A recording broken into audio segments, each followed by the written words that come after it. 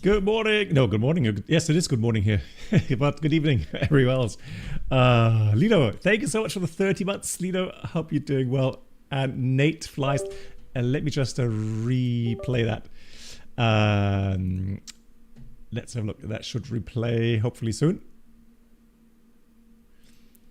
Here it is. So let's see who's here. Claudia, hello, hello. We've got Yoda, Lecker. When you're bad, hello. Matthias, hi. Lisa, hello. Kerry, hello. Kimmy, hello. Aviamar, hello. Scones, hello to you as well. Ted Barker in the house. Hello, Ted. How are you doing? Ozzy, Jörg. Thank you. Peter as well. Good evening. And Howard, hello to you too. Howdy, Ollie, hello. Gooder, Hash, moin moin, Vector. and other greetings. Looking forward to winding down with a Friday stream. BB711 hype, BB711 belts Arnie. Thank you so much to Nate coming in 26 months. Nate, greetings. I hope you're doing well. And we've got one more to play here from our good friend, coming in 20 months. Welcome aboard the Captain Black Box Twitch channel subscriber experience.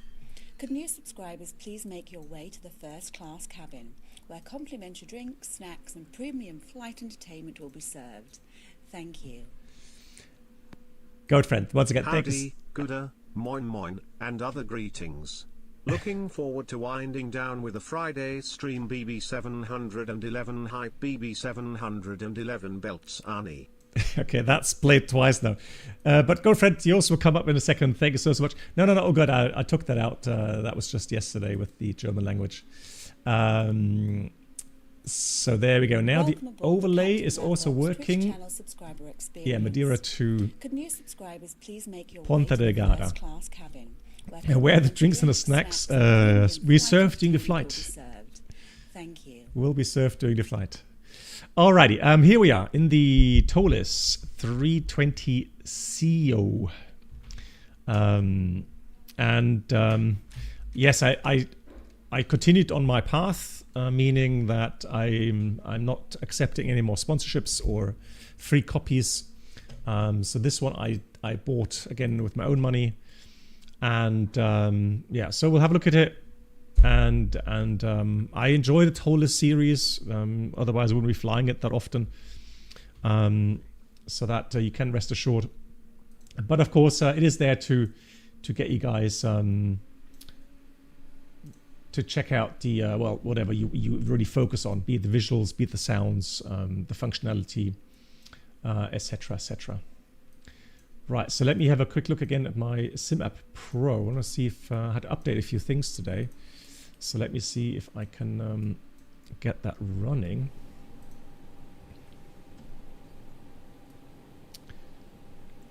Right. Currently it is dark. Let's see. Key binding. X-plane 12.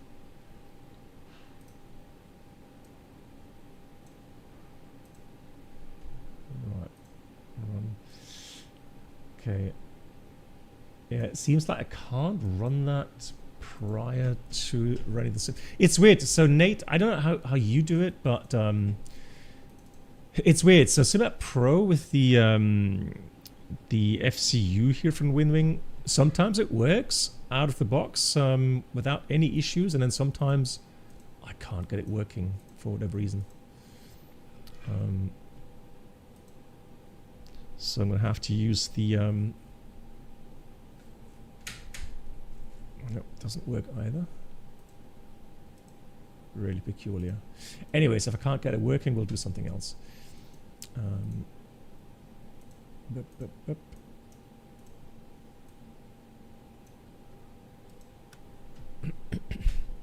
Yeah, I can use a few things at least, right? So we'll see. Yeah, it seems like with the CO, maybe there's a new thing with the CO where it's not compatible right now. We'll see. Anyhow, CO. So with the CO, you do get two options. You get the option with the IAE 2527-A5 or the CFM 56B5B4. That's what we're doing today. A big shout out, big thank you to Zishke, who has obviously been working in the background And he's been able to deliver right now with the release some very nice add-ons or liveries.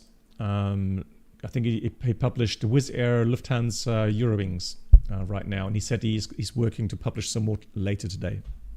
So big applause, big thank you for all his hard work. I'm going to go on that sim right now, Ghost. Give me a second to log in. Flight plan is filed.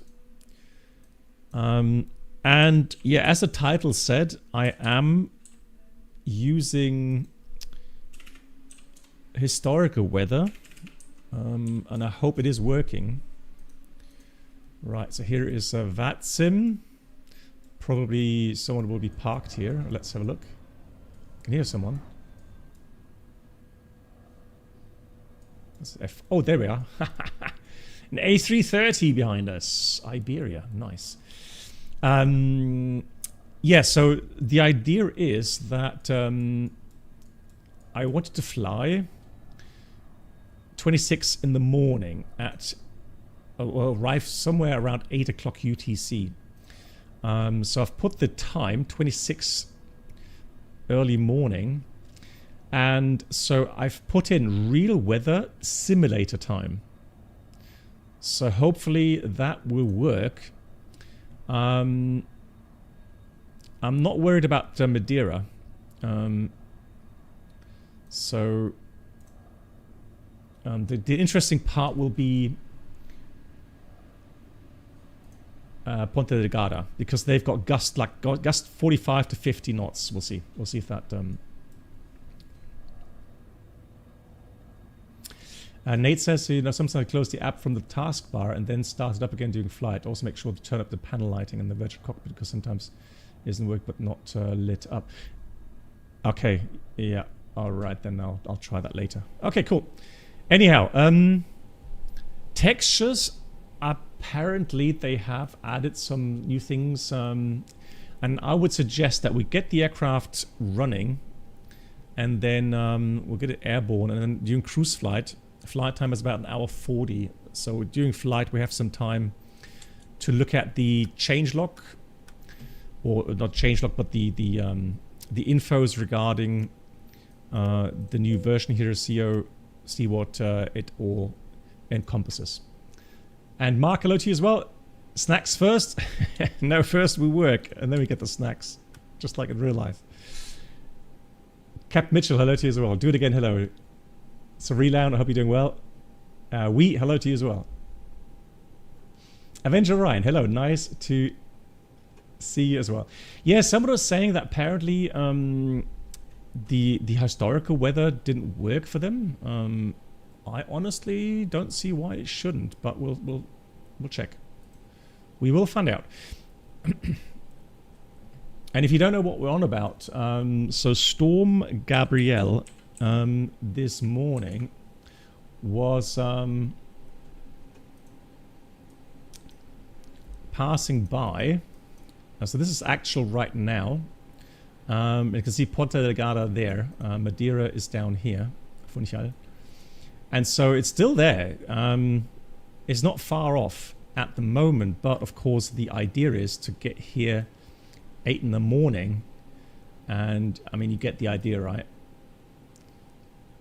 So that is what I'm hoping to come to, and then we'll see if we can land. Probably, yes, I know, Ghost. Yeah. So probably we will be able, well, we will be having to go around, and I mean 40 knots, you can see steady winds, and then of course with the gusts it should be higher than that, right? So we'll see how that goes. Hey Madeire, buonasera. Yeah, the thing is, guys, you do need the base version as well, right? So the CO doesn't work. I mean, it says it on the website as well on when you purchase it. Yeah, exactly. We go storm chasing. So you do need the base version to get the CO working. Ghost, I actually went with the command today. So here's the route. That is the route. I did remember today to put it in. And Matte... 48 months went by. Grazie mille. It's more than 4 years, but okay, lol. 4 years. Incredible, right? And I still remember you winning the Thrustmaster Warthog joystick. I remember that too well a couple of years ago. I hope it's been put to good use. I hope you enjoyed flying with it. Right, so let's see. AOC menu, done that. So we should be getting the uplink. Let's have a look. Flight data link in progress.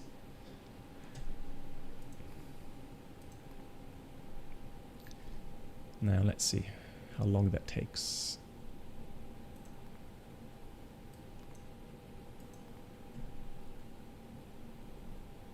That takes a long time.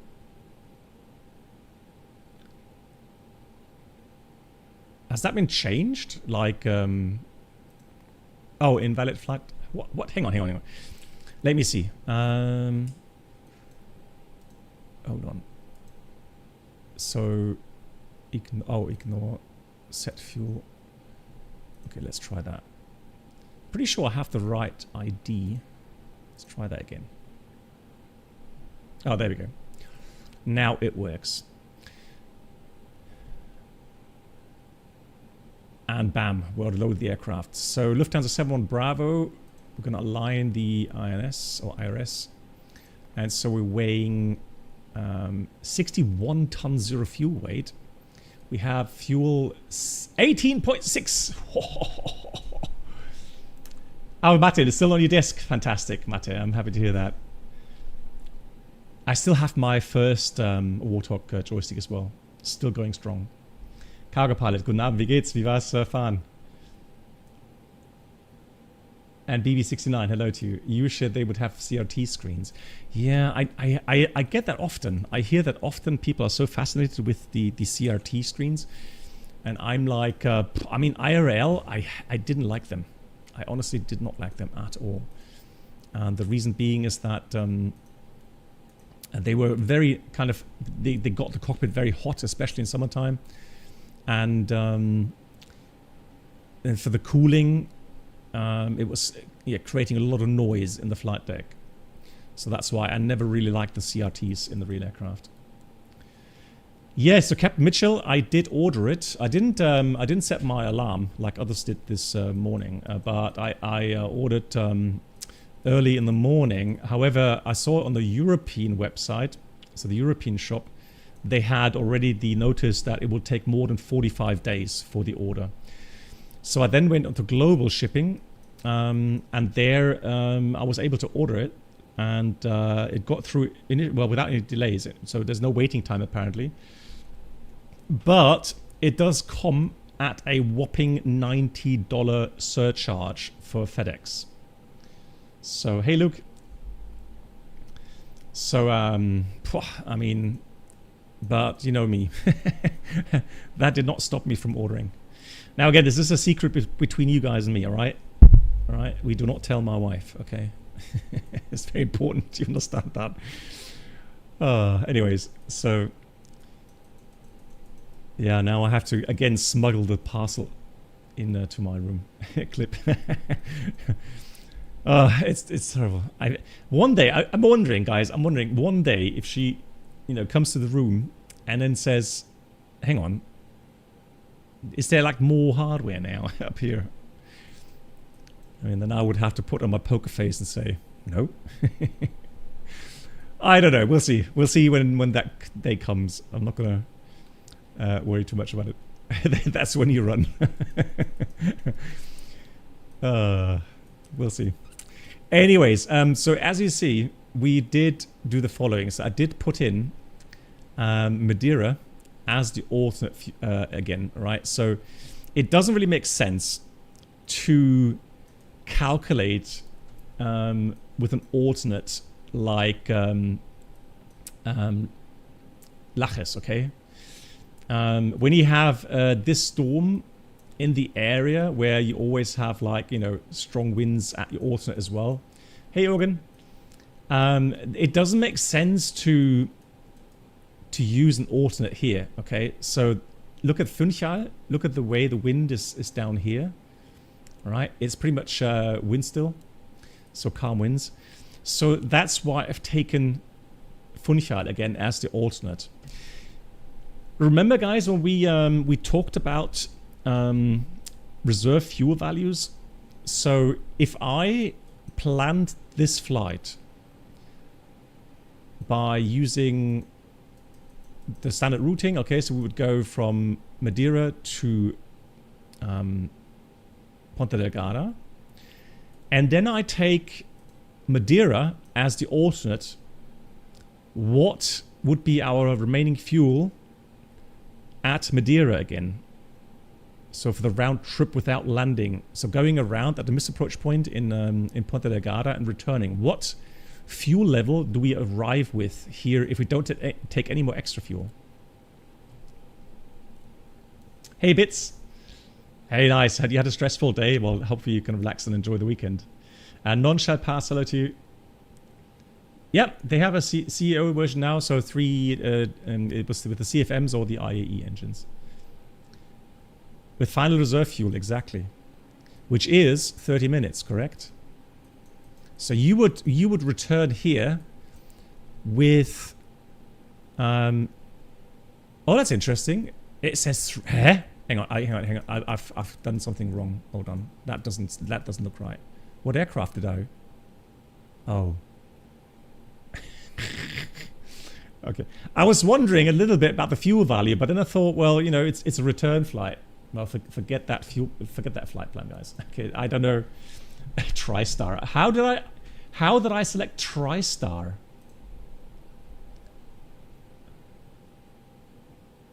Karierte Hood, hello to you. Yeah, Pro Pilot. Jeez, how did I select TriStar? It doesn't make any sense.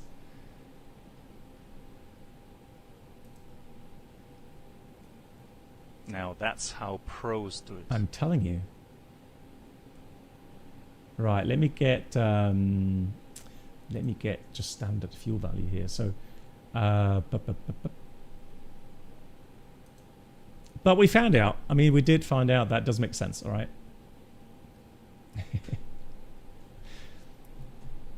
So let's have a look. Let's do that again. So we can do the downloader, SimBrief downloader. And let's download that again. And we have to file again, don't we? Otherwise, if anybody is on VATSIM, we'll get in trouble. Because they would notice we're not TriStar. A320. I don't know what went wrong there. Anyways, here's the flight plan. Cool. Yeah, we got enough fuel to do it 3 times over. But we'll see. We'll see. Honestly, it could be that it's going to be a little bit different for sure, but it's still going to be a lot of fuel. So let's do that now, and there we go. A320-200 Sharkless CFM 56-5B4. So we have the correct engine type with the average fuel flow of about 2.6 tons, and now we have a fuel value of. Hold on. Oh, it's... Hang on.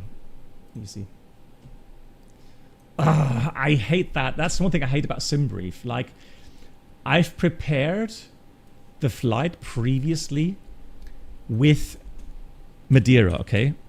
So I load the flight again, all right? And I just changed the aircraft type. Why does SimBrief change my alternate again? Doesn't make sense.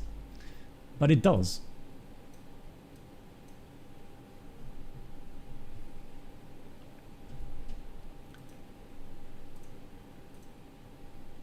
We'll get there. Yeah. What program do you use to AirPlay from the iPad to the PC? I have. It's called Mirror something. Let me just see. Mirror.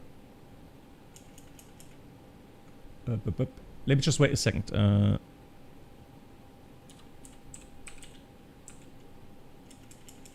That's not mirror. What it's called again? It's called oh.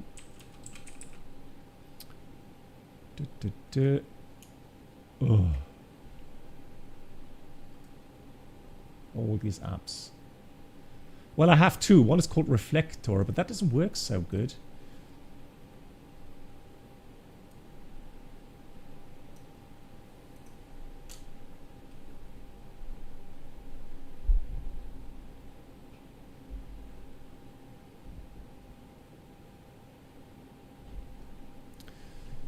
Now, give me a second. Oh, where was that again? Hold on.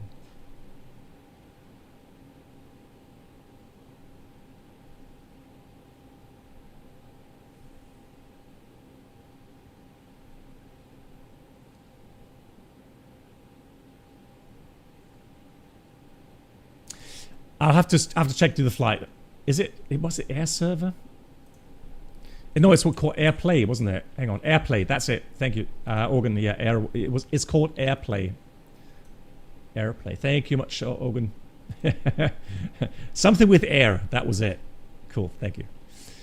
Right. So let's go back again. Let's try again. Charts. Let's try for the third time to see if we finally get A320, and then the alternate is Madeira. Yeah. So there we go. Now we've got fuel value of 8.8 tons. So the return requires about 3.2 tons, and I would assume going back we have we've got some tailwind coming back. That's why we have a lot less fuel required for a return. Now, of course, remember that we're taking extra fuel, a lot of extra fuel. That means we'll be heavier on the way to Ponta Delgada, meaning we're going to burn a lot more fuel going to Ponta Delgada. You can see that here trip fuel is 4.2 tons. So that's a longer flight time because we have headwinds, and then on top of that we have a higher weight, so that's why you have more. Now, as I mentioned, this flight plan now, it doesn't have extra fuel, okay? So if we only take 8.8 tons, then we're going to arrive here, if everything goes according to plan, we're going to arrive here with 30 minutes remaining, and that's 1,100 kilograms. So the question is, do we really want to arrive at Madeira with only 30 minutes remaining time in our tanks? And the obvious answer is no, we don't, right? So we are going to take a bit of extra fuel. Let me quickly do that again with the ATSU. So let's have a look. That doesn't work, does it?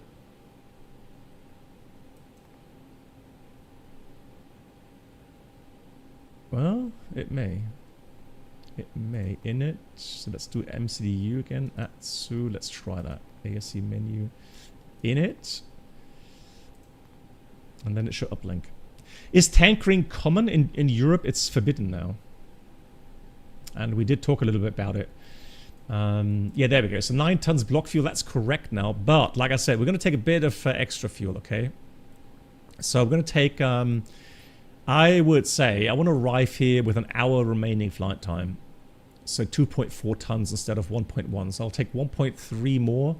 We're going to burn a bit more, so let's take 1.5 more, okay? We're going to take 10.5 block fuel. And there we go. Now, with 10.5, I'm happy. So that's, oh, hang on, load. We'll take 154 passengers. So now we should have a bit less,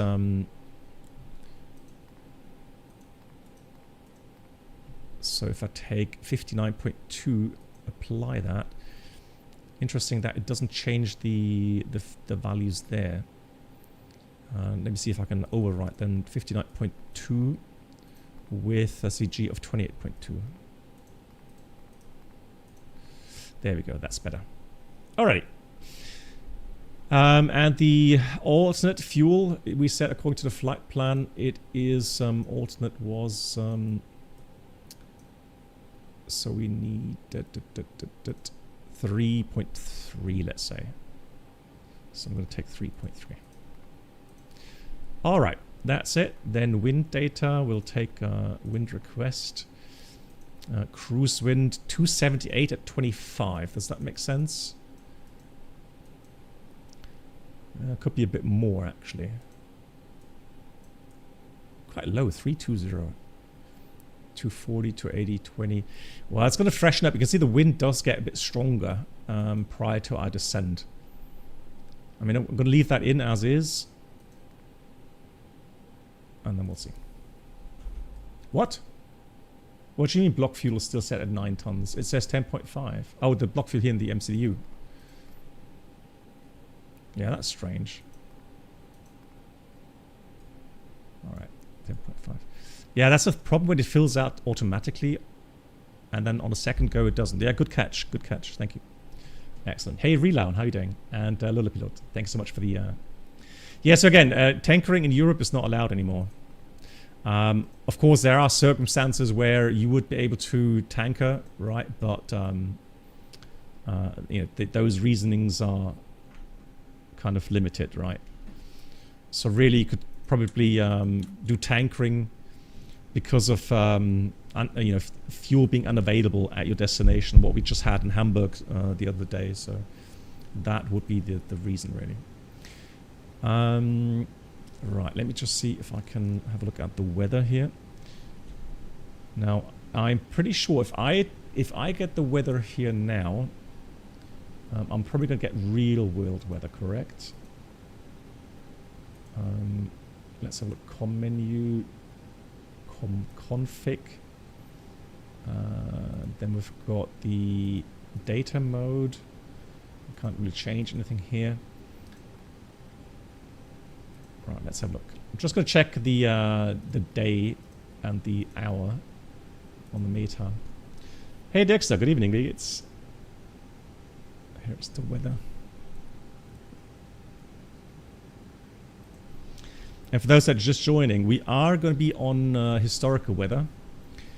So it is taking the real world weather right now, which obviously isn't the one we want. So this morning, I mean, what we can do, there's a website. I don't know if you're aware of that. You can get historical METARs and TAFs. So there's a website for that. It's called Augimet. And then you can enter the ICAO. So I'm going to put Madeira first of all. You can get actual or forecasted or both. So I want to have from the 26th of September at hour 7 until 26 hour 10, and then I'm getting the values here. So you're doing well. That's good to hear, Dexter. So at 7:09 in the morning, this morning 7:09, the METAR at 7 o'clock said 270 at 3, fuel 1500, 19 degrees, which is correct. We have the same value here, and the QNH is 1020. Looking at the elevation of Madeira, this sounds logical as well. So right now, I would assume that the historical weather is working. So if we go airport with the airport file, we can see that the elevation here is 191 feet. It does add up, right? Yeah, Aviamar, go ahead. Go ahead. Cool. Then let's have a quick look at the flight plan. And so we're departing 0. Actually, it says 23. Now we're going to depart 05. I know it's going to be a bit of tailwind, but it's like 3 knots, all right, so it doesn't really matter. So we're going to take 05 for the departure. I'm pretty sure IRL, with that wind, they would also take 05. So that's going to be the Gallows 1 Echo in this case. Insert. And then we have our departure route, the routing, and there's one coordinate, 35 north, 20 west. And IRL, you would need a oceanic clearance for that part. But since we don't have VATSIM today, not required. Good. Ponta Delgada. And here's the thing. So Ponta Delgada, I'm going to check that in a minute as well. We are going to have... Hold on. Just going to get the weather for the historical weather, that is. So Lima Papa Papa Delta. Just the actual. I want 26th again from... Let's put this at 8 UTC until 12 UTC. Right, so Ponta Delgada this morning at 8 UTC, they had 220, 32 gust 47. 4 kilometers missed, few 700, broke 1200. Now, that obviously is terrible weather, and yeah, lots of threats in there. But we can definitely say it will be an ILS approach 30 with lots of crosswind. I mean, that's like literally on, well, beyond limitations, right? So we'll take the Zulu ILS. And I'll just get that in here. Papa Delta. And then departure. No, not departure, arrival. And the arrival should be via Victor Sierra Mike. So 3 Sierra, that is. Yeah, so that's the arrival. Interestingly, so we come from Victor Sierra Mike. We'll go to Petut, and then there must be a transition via Petut. We'll have a look in a minute as well. So then we're going to go fly the ILS, and I would assume Zulu. Oh, hey, disregard. Yeah, Zulu Charlie Delta aircraft. And then via Xuvap. Yeah, Kimmy, get the sick bags out. Yeah, you better do that. Yeah, so I'm on 713 UTC Aviamar. Yeah. All right, so we've got that selected. Now, I'm not sure, is there a transition on that? Let's have a quick look here.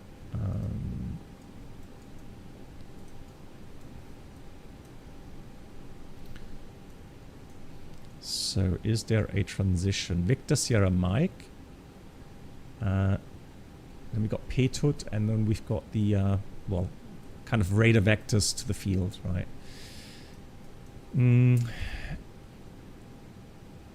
Unless I'm missing a transition chart, which I've not seen yet.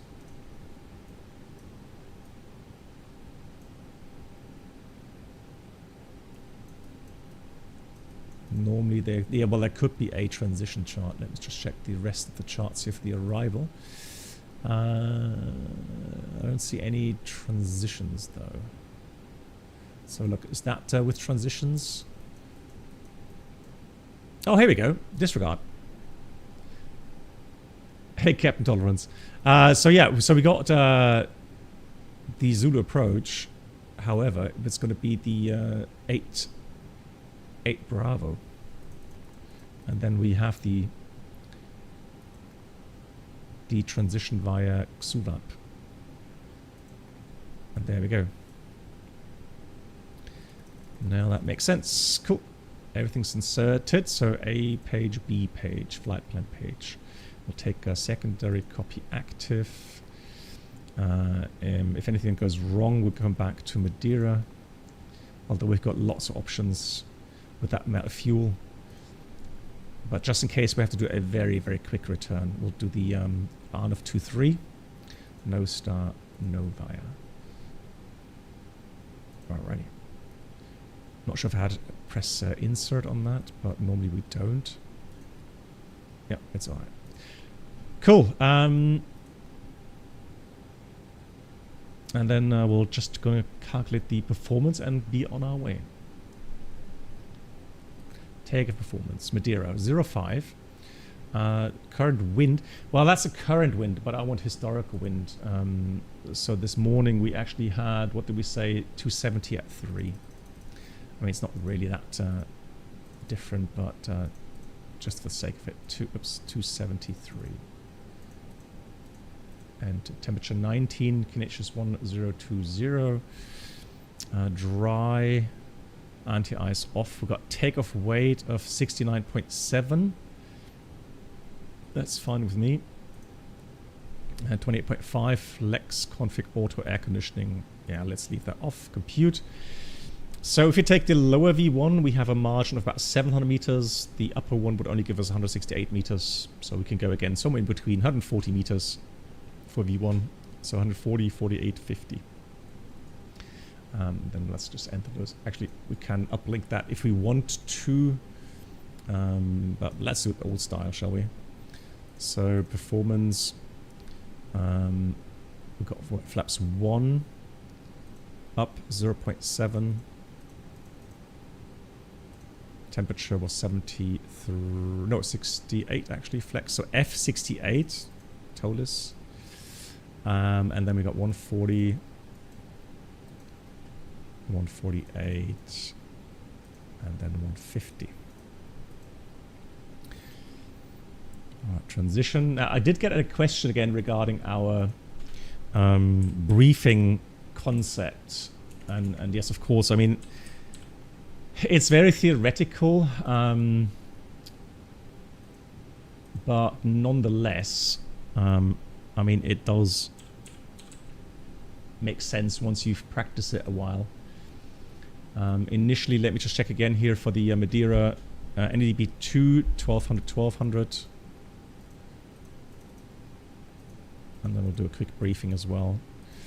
1200, and then we've got the engine out is 1700, 3.5 Funchal, right fuselage to hold. So let's just enter 1700 for the engine out acceleration.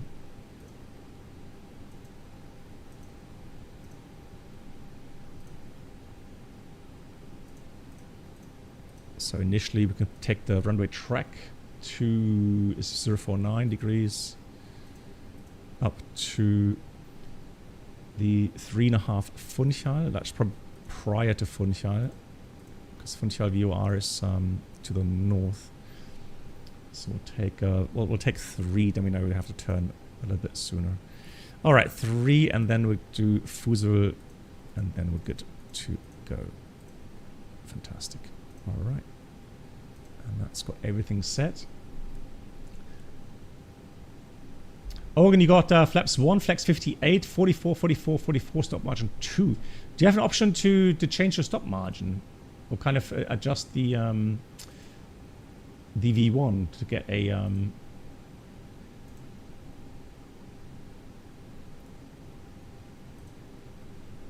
bit more stop margin?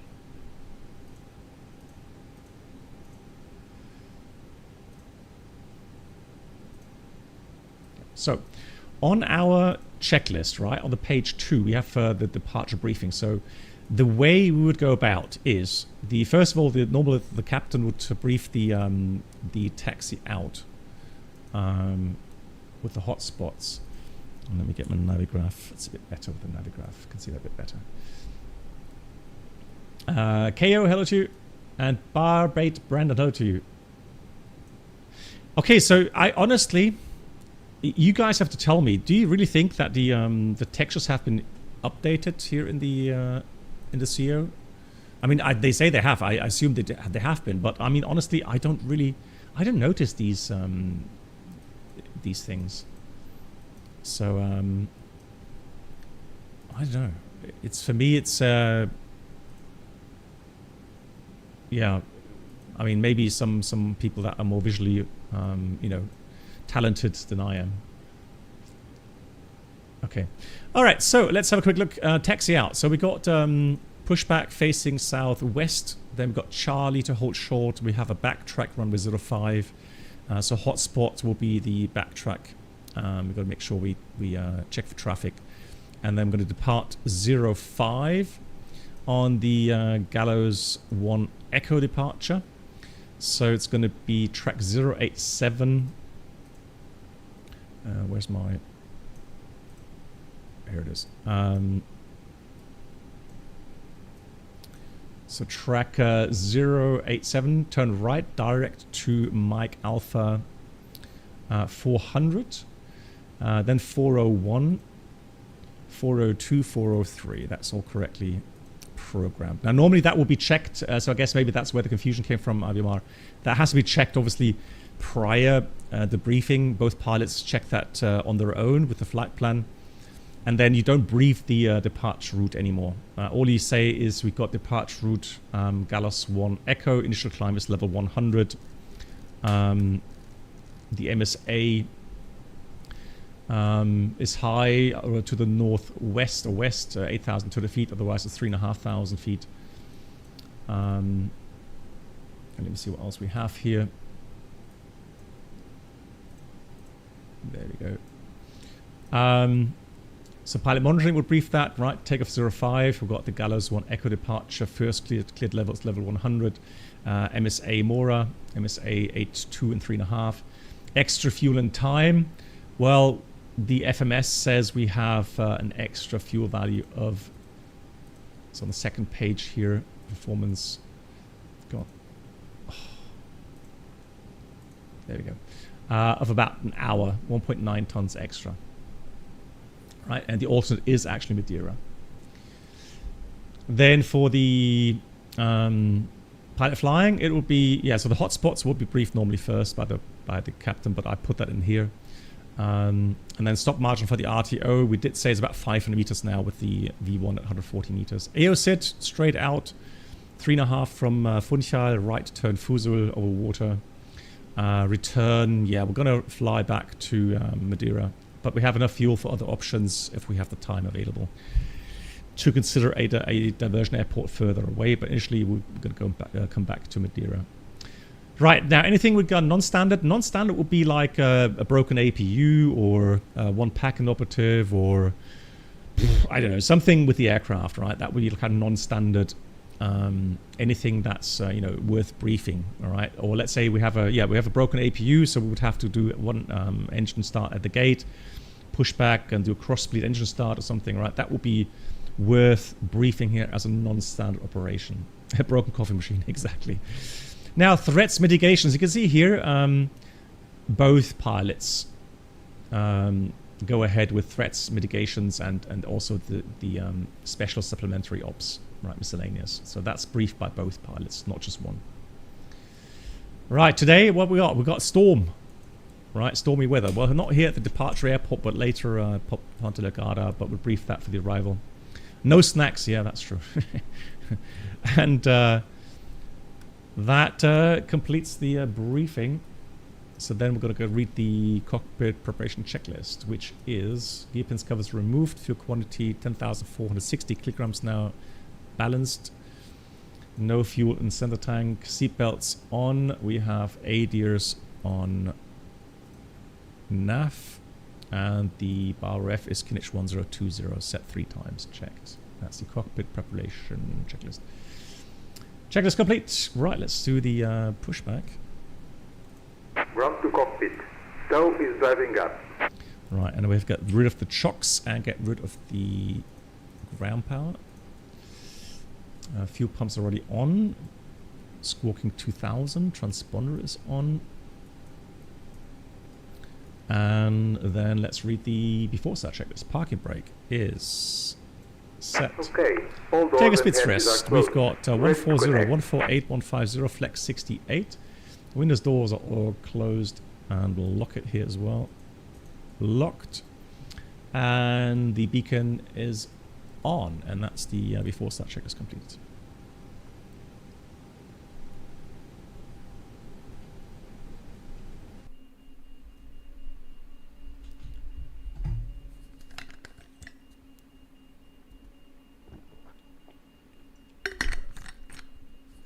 Andrea says normally there's in the latest briefing there's also special operations before non-standard operations. So usually they include like RVSM and PBN check. Would that be... Yeah, okay. Yeah, I understand. Yeah. Yeah, absolutely correct. Yeah. Absolutely correct. So how about now? Ground to cockpit. Please show me where you want to go. Hello. cockpit.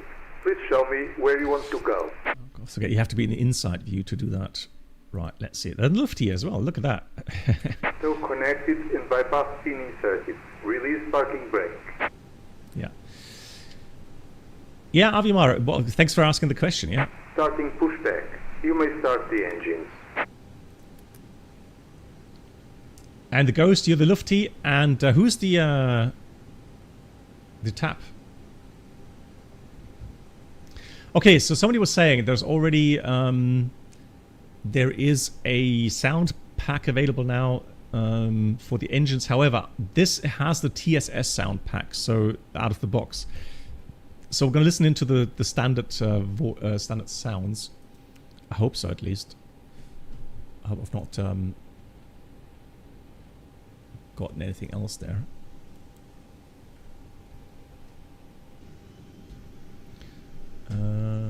Let's do interior.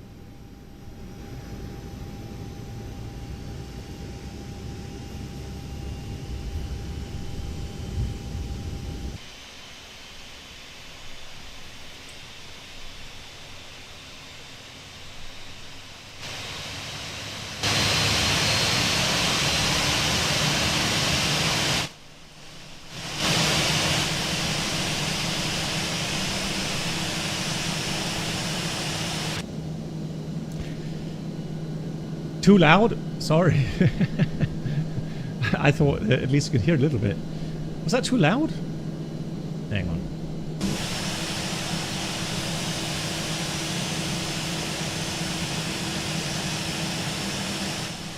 Alright, let's dial it down a bit.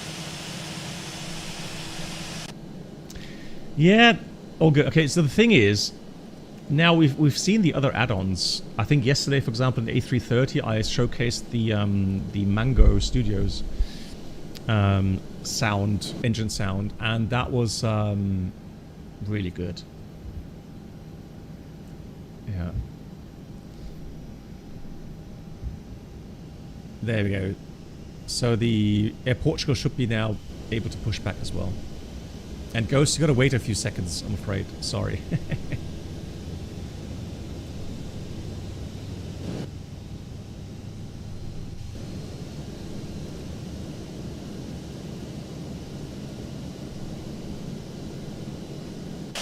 Air Portugal for Papa Mike, startup from stand Alpha 9 at Madeire. Operation complete. Set parking brake. Air Portugal 89 Whiskey Tango, runway Connecting 23, to 7.5 miles. Madeira traffic. How many miles was that? I didn't quite catch that. Let me just see.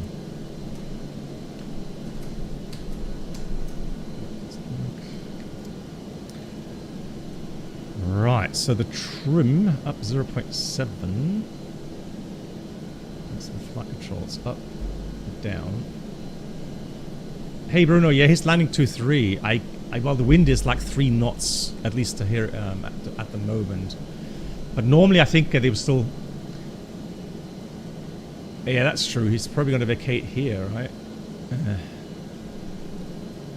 Well, I'm going to ask him where he is once we get to the runway.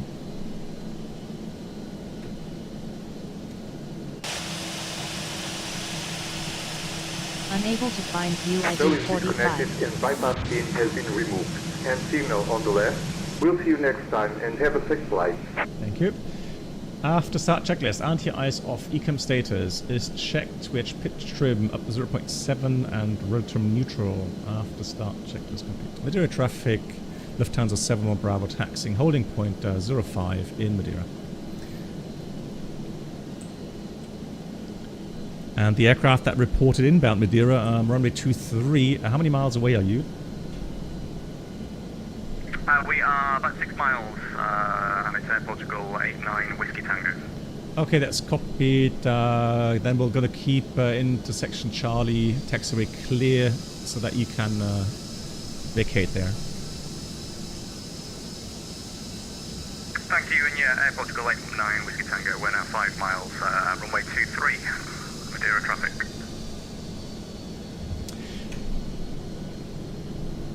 What means CEO? Is it like, Bruno, honestly, is it like classic engine option? or like Neo being a new engine option, or the current. Jesus, current. How do you get these titles? Right, CO, current engine option. Quite silly with all these abbreviations. Right, weather radar should be working here with the new beta 12.3.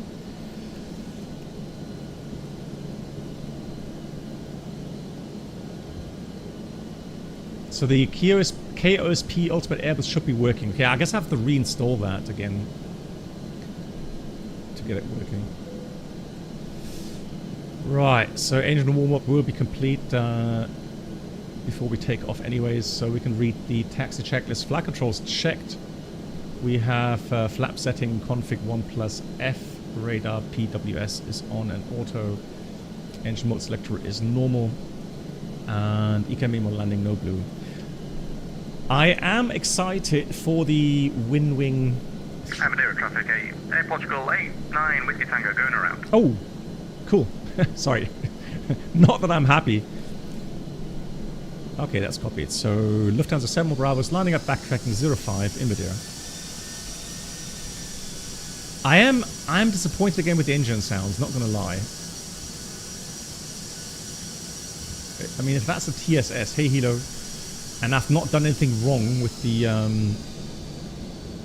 sound installation, that does not really sound that good, does it?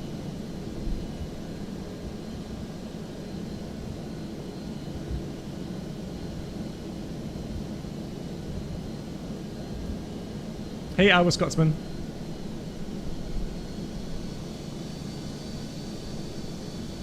Don't see much. Right, oh, there he is. Can see him there. He's going around. Fantastic. Aviation, no worries. That's why you practice.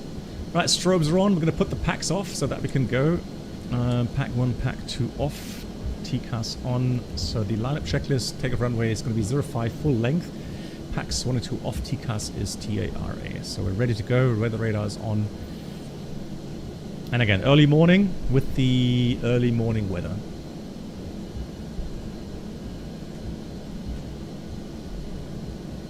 It's still working. Fantastic from yesterday. Oh, got myself entangled here with all the controllers and the keyboard. Let's get the keyboard out of the way.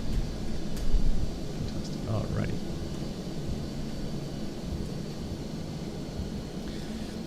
This is a freeway airport, and the performance isn't that great here, I'm afraid. But again, I can't really complain because I don't know how optimized the scenery is, so it is a bit laggy, I'm afraid.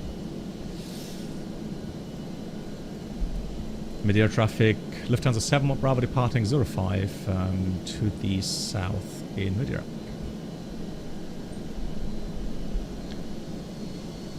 Right, let's check out Ponta Delgada. Manflex 68 SLS, auto thrust blue, thruster set. And yeah, you would imagine acceleration not being too good, but it's okay. Not too bad. 100 knots.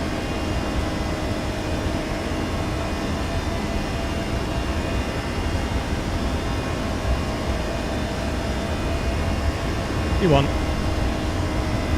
Rotate.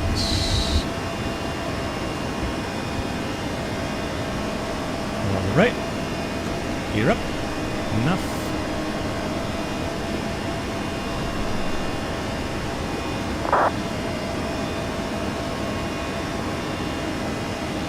Now we're going to look out for the other traffic, but we're climbing pretty fast, so let's have a look here.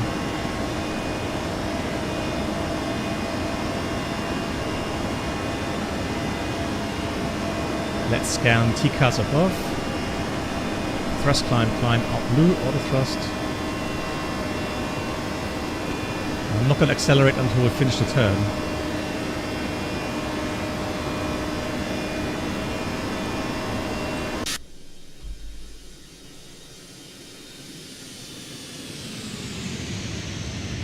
I love how there's literally no waves whatsoever here at the time.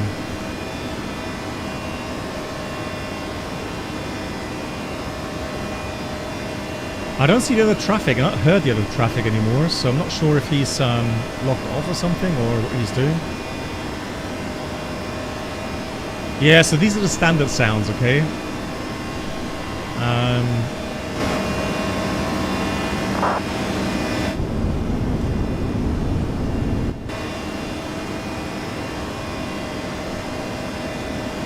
Alright, now the turn is completed, we'll start accelerating. Oh yeah, PAX, of course.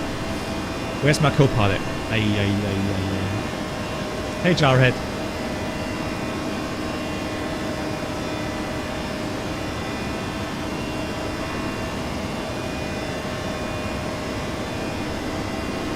He's flying fully south, Bruno? Okay, thanks. Thank you very much. Well, I'm going to dial down the sound just a tad.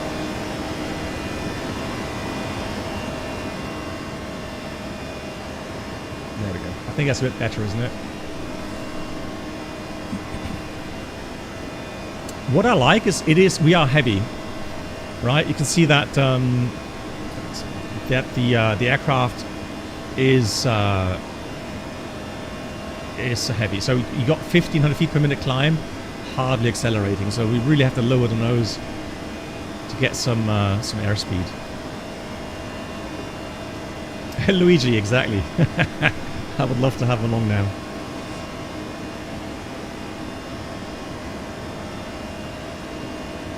Yeah, but hand flying is nice. No complaints whatsoever. Autopilot is on. Do I use handshake? What do you mean, like for shared flight, or what's handshake?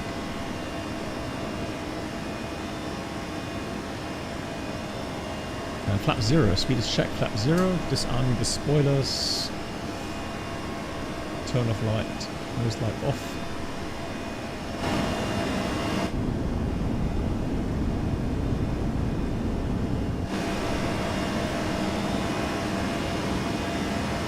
Okay, there goes Madeire. Nate, the sound plugin, guys, it's a very common sound plugin. It's a Lua plugin, isn't it?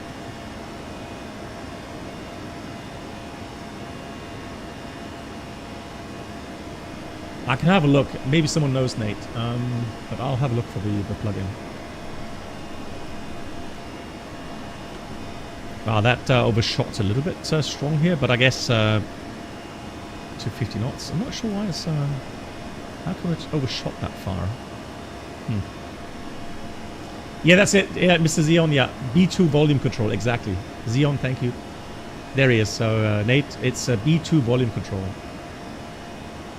Oh, no, so Slants, apparently, correct me if I'm wrong, but the latest X camera has the option with the enable G-loaded camera. So correct me if I'm wrong, but apparently you do not need head shaking anymore. The plugin.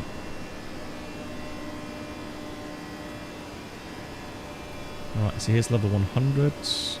Let's go with... I'm going to go all the way up to 320 initially. So we got thrust climb up to 320.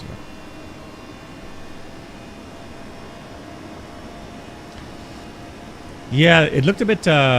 although it's not... I mean, it is... around it. And we weren't that fast, and the wind wasn't that strong, so I'm a bit... yeah... a bit confused why it overshot that far, but we'll see. We'll see how it goes. And Gustavo says that the native G-load cam is the best. Okay. 05 Madeira traffic.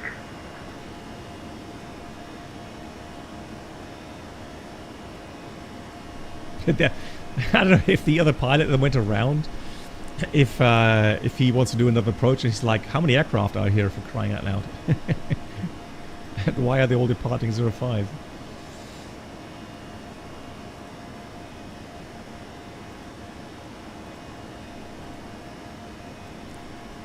Good. Pitch looks good. Below 7 degrees or below 7.5 degrees. So we'll take seatbelts off. And at the moment, all smooth. 8 knots of wind. So right now it's 7:42, and apparently at 8 o'clock UTC, like I was mentioned before, the wind in Ponta Delgada was 220, 32 gust 47. And at 8:30 UTC, it was 230, 31 gust 52. And at 9 UTC, oops, it was 260, 32 gust 44 at 9:30 UTC. So,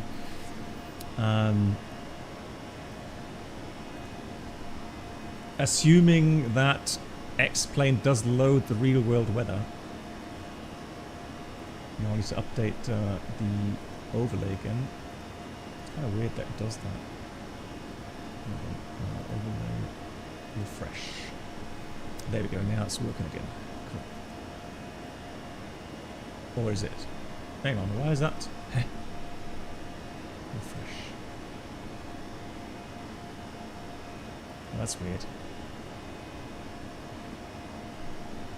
How come it's not show? Oh, there we go. It took a while. Okay, there we go. Now I've got everything running.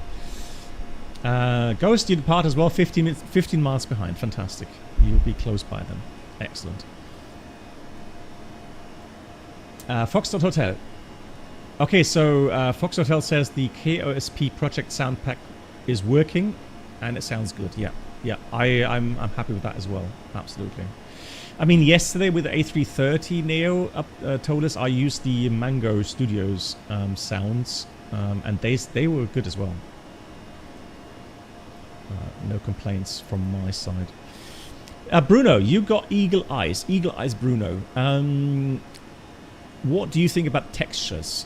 Do you see any changes, or if anything, what do you see? What do you notice like? I mean, if anything, I would say the text is a bit sharper. I mean, the shadows, it's still a bit rugged at the edges there. And well, Bruno, do you see any differences? Let me ask you that way, okay? I know you're not really happy with Toliss, but like, do you see changes? You already know. All right, so you see no changes. Okay, good. All right, that's all right. No, okay, good. Okay. Like I said, you know, well, we can go through the changelog. Okay, if I go to the official Toliss website,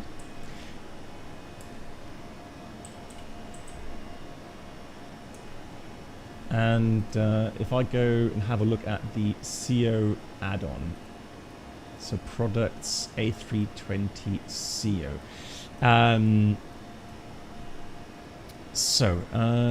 It has somewhere, it says common features. Okay. Right, so, and that's common features though, right? But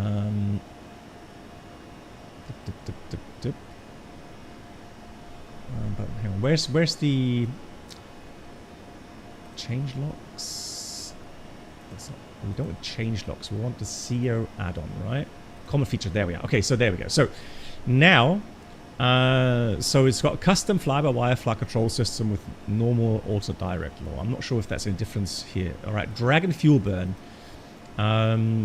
So the model for accurate performance with possibility to consider aircraft aging. Okay, that's interesting. Now, 230 injectable failures for the A320 family. Circuit breakers. All right, so circuit breakers.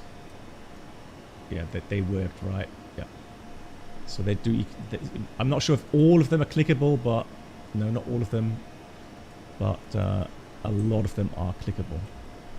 So, for example, let's be mean to the first officer. Let me have a look. ACARS. Yeah, MCDU 2. All right. Yeah, there we go. Right, so the circuit breakers are modeled in parts. Not all of them. I mean, I guess some of them well, this one again, you know, some of them don't make sense to model. Doesn't really change anything, but yeah. So they have something modeled there as well. CPDLC, yeah, we've seen that before. Although, did we have issues the last time we had CPDLC running? It kind of got hung up somewhere. So that's something we would have to check again on VATSIM at some point. The SimBrief implementation works, yeah. Radio navigation, custom radio navigation with simulated lock and glide stop at 10 locations, custom satellite visibility model, automatic, manual, and backup tuning. Backup tuning, okay. Backup tuning, let's have a look. So, backup tuning VOR. Yeah, with the core set, okay, that's fine. ILS, ADF, okay, right, that's okay. So backup tuning is cool. Display, detailed display system with accurate representation of the different displays and eCam pages, as well display reconfiguration in case of failures. Okay, well, I mean that's like here with the switchings. Right, switching panel. Yeah, can switch around displays, so that's fine. Okay. Hydraulic system. Quantitative hydraulic system with pressure and flow computations as function of surface movements, engine speeds, pump status, ram turbine, etc. Right. So as we talked about many times, for example, as you climb up and it gets colder, there's a cold soak where the hydraulic level seems to drop. So you would think, oh, we've got a hydraulic leak in the green system. But no, that's normal, right? This being the biggest hydraulic system in the Airbus 320, the cold soak means as the fluid cools down, there will be less kind of fluid in the system.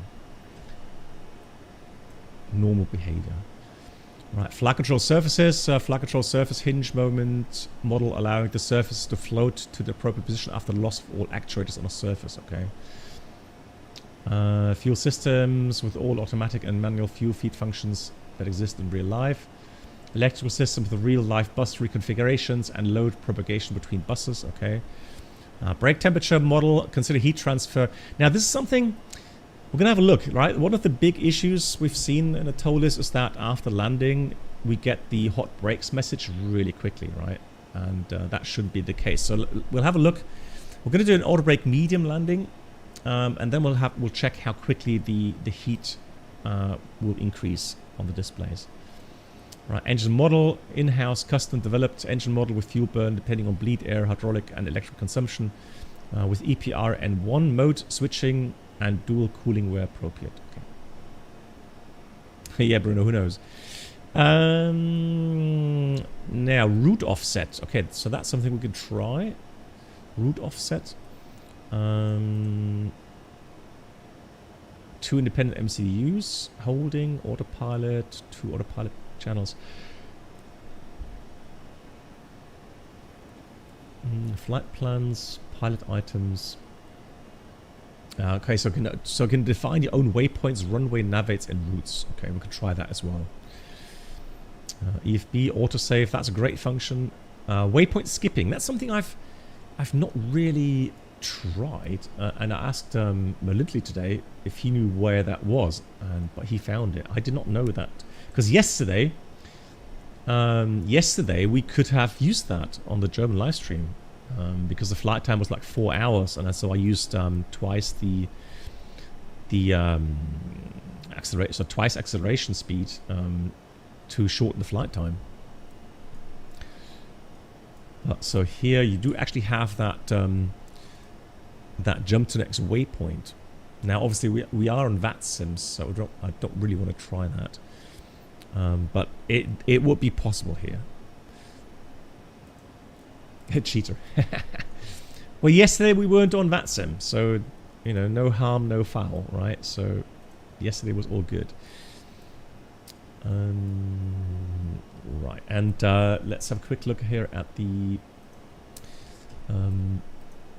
chart. So we can see that we are going to leave the Lisbon airspace, and then now normally we would need an oceanic clearance. from Irkut to the airspace around Ponta Delgada. I guess it's kind of similar to what we have or what we do when we fly in Iceland, Reykjavik area. You kind of get a pseudo crossing clearance, and then once you enter, you kind of get direct, right? So you wouldn't really have to fly, I guess, to 3520 north. You just go Irkut and you get direct Atrox or something. But formally, yes, formally your ID is Santa Maria Oceanic Airspace. So formally you would have to get clearance for that.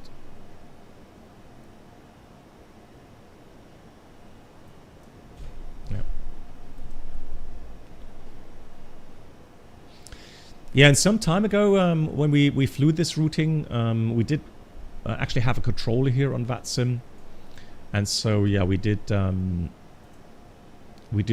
play through the ocean clearance. Yeah, I mean, if it's via CPDLC, then yeah, you know, if they adapt the procedure that's in place now in Gander Oceanic and in Shanwick. Then yeah. Oh hey, was it Shanwick? No, it was Iceland. Sorry. So we got Iceland and Gander at the moment. I think last time I flew in Shanwick, it's sort of the old clearance procedure. Yeah, today, so Ghost today, I didn't have standby. I had what we call reserve duty. So reserve duty means there's a time frame between 5 afternoon to about 7 or 8 in the afternoon or evening, where I have to be, I have to have my phone on, and I have to be ready to take a phone call, and then I have 12 hours to start a flight. So that's the kind of the preparation time I have when I'm doing reserve duty. Now, what they could have given me was they could have told me that I'll have to get to Frankfurt for tomorrow morning. So let's say they call at 5 in the afternoon. 12 hours means from 5 in the morning, I theoretically could go into the simulator, I could go fly a tour, I could go and do standby duty. But luckily they gave me free until tomorrow 3 in the afternoon. And then tomorrow 3 in the afternoon, I have to be ready again at the phone, and then they can call me anytime until midnight. And again, 12 hours for any duty, flying, simulator or standby. Or they could give me free again for Sunday.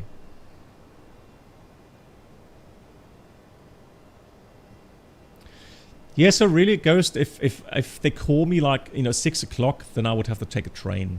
I can't really take a flight because that's too late to get everything going. So I would probably take a train. Right. And yeah, officially my last reserve standby line that I'm ever going to do. So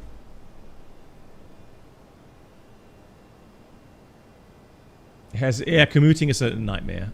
It is a nightmare, and it's, you know, I think if anything, if you ask me, you know, what comes to mind as a first reason why, you know, you really want to retire, and yeah, commuting is right top place. Hey Wisball, nice to see you. So yeah, commuting has become very stressful, and then now with the rumors going around that they may drop some domestic routes, so Bremen is on the airport list where they could drop potentially their connection to Munich and to Frankfurt, and that would then make things a lot harder. Yep. Yeah, Avima, yeah, I could theoretically be called in for tomorrow, but the thing is, for me, it won't be graded. But yeah, I could be you know, fly along on the check ride tomorrow in the simulator. Yeah, absolutely. Yes, so for me, I'm a captain. So the only training I have and the only qualification I have is Captain 787 or 777. So I'm not allowed to sit on the right-hand seat. I don't have a qualification for the right-hand seat. Training captains they have a separate training for that.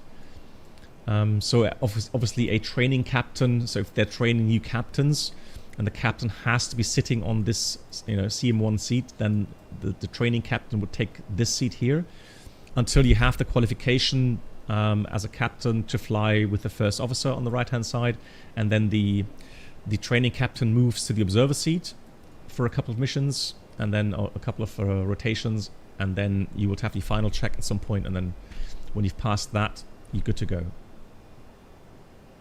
Too skilled to be an FO, no. It's just, there's no need for us to kind of normal line captains to train to be sitting on the right hand seat, right?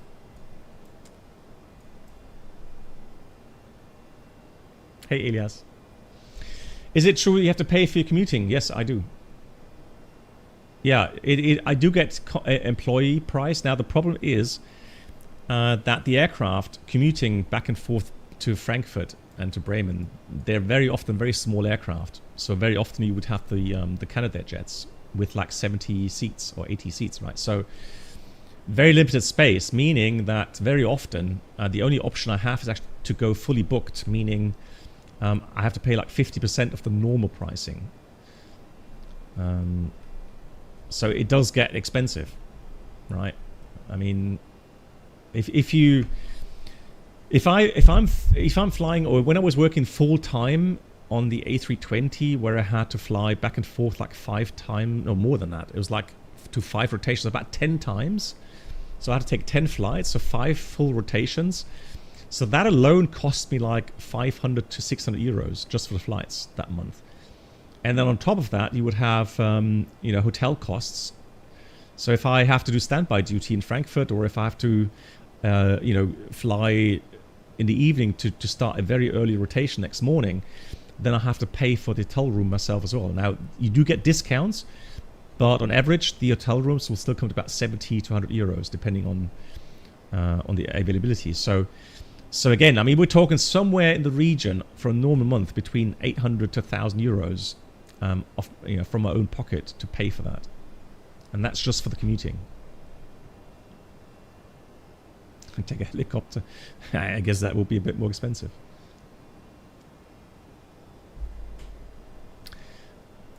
Was it always like this? Yeah. I mean, the commuting is private stuff. I mean,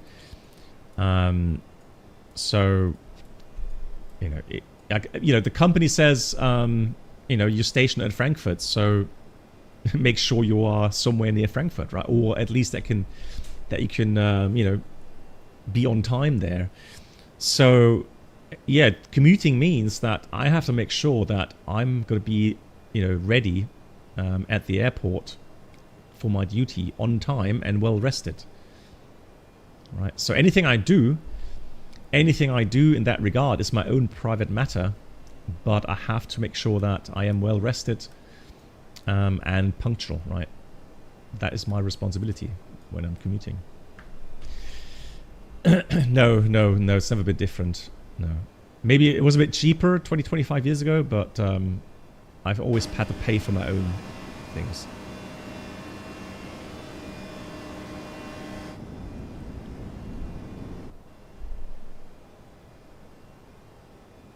Oh, that livery, the Lufthansa 787 livery, the Centennial livery. Wow, that's awesome, isn't it?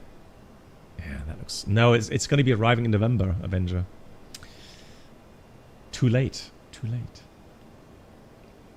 I've actually lived near Frankfurt, Ghost. So the first 5 years of my career, I actually lived near Frankfurt with my wife. My 2 daughters actually were born near Frankfurt. So the whole plan was actually to stay near Frankfurt, but all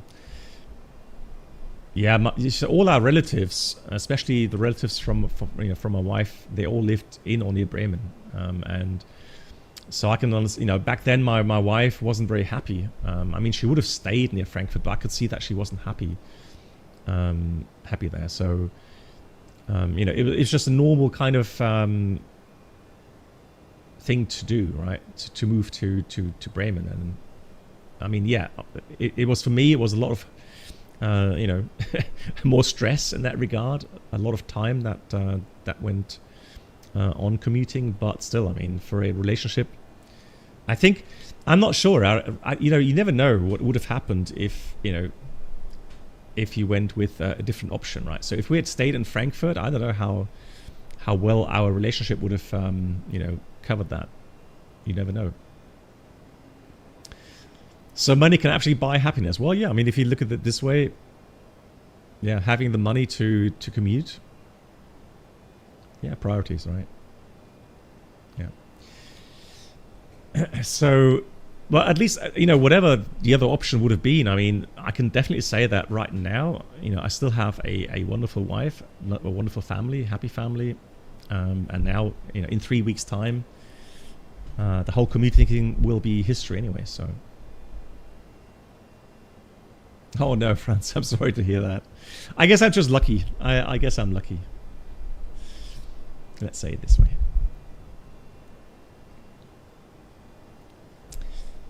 Interesting that now the sounds are really quiet. Isn't it strange how with the normal sounds doing climbs a bit loud, and here the sounds definitely miss some bass, right? Yeah, Ghost, of course. I think it's always, you know, certain things are worth just to keep secret, okay? I mean...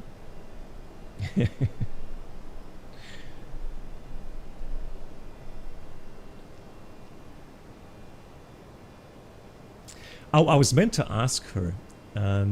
So things, you know, technology moves on, right? So there's a lot easier setups now regarding streaming or recording. So I've got to ask her if she would consider actually preparing or recording, you know, meal preps on her own. I mean, I would still do the video editing, but I have to ask her because she did mention she wants to do something in that direction. I mean, yes, of course. I mean, live streaming, cooking streams with me in it as well. That's definitely coming, but I think she may consider doing some cooking videos as well.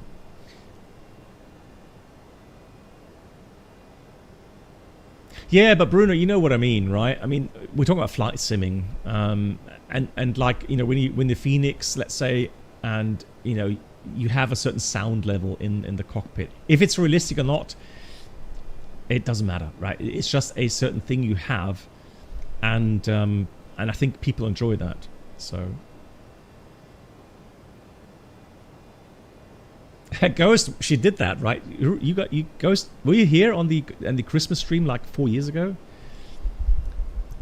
We actually got her to land an aircraft, an A320, and she managed. Yeah, I was just standing next to her. I didn't do anything. I think we had her on auto thrust, but she manually landed the aircraft, and then she just said, "Oh, I watched you do it many times." So, and I was like, "Yeah, sure, easy, right?" Oh, okay, Ghost. So Ghost, I don't know how, you know, sometimes I don't know how many years or how many months somebody was already watching. No, I don't think so, Ghost. I think that has been deleted by now, from Twitch.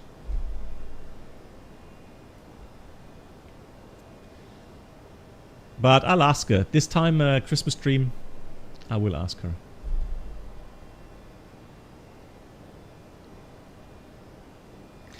And I guess, as a return favor, she probably tells me then that I have to cook something really complicated, and she's not allowed to help. She's just allowed to say, you know, take this or take that, but not really physically help cook. But that would be so hard for her.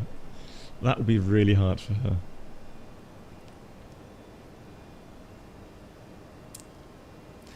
Yeah, I don't know. I don't know if someone clipped it. Maybe. I don't know. You couldn't find any older YouTube videos. What? Hang on, Kerry. I'm sure that my... Yeah, so what I have to do, guys, I think at some point I have to take down some live streams. But I have some categories as well regarding... hold on. Regarding my tutorial videos, right? So there's live stream list. Under playlist. So playlist, there's hardware reviews, real world flying. I have Phoenix A320. Moin Moin, herzlich willkommen zu einem... It's a German tutorial. So for example here, right? So under the Phoenix section, there's lots of tutorials as well. I mean, there's live streams, but there's some tutorials, and I'm pretty sure that there will be some other tutorials as well, or playlists.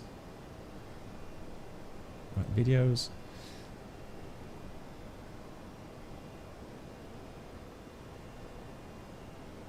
I mean, yeah, look at that. I mean, there's lots of... I mean, I've done so many tutorials. And I guess you just have to use the search function, right? Yeah, SRA approaches, for example. That's a good video.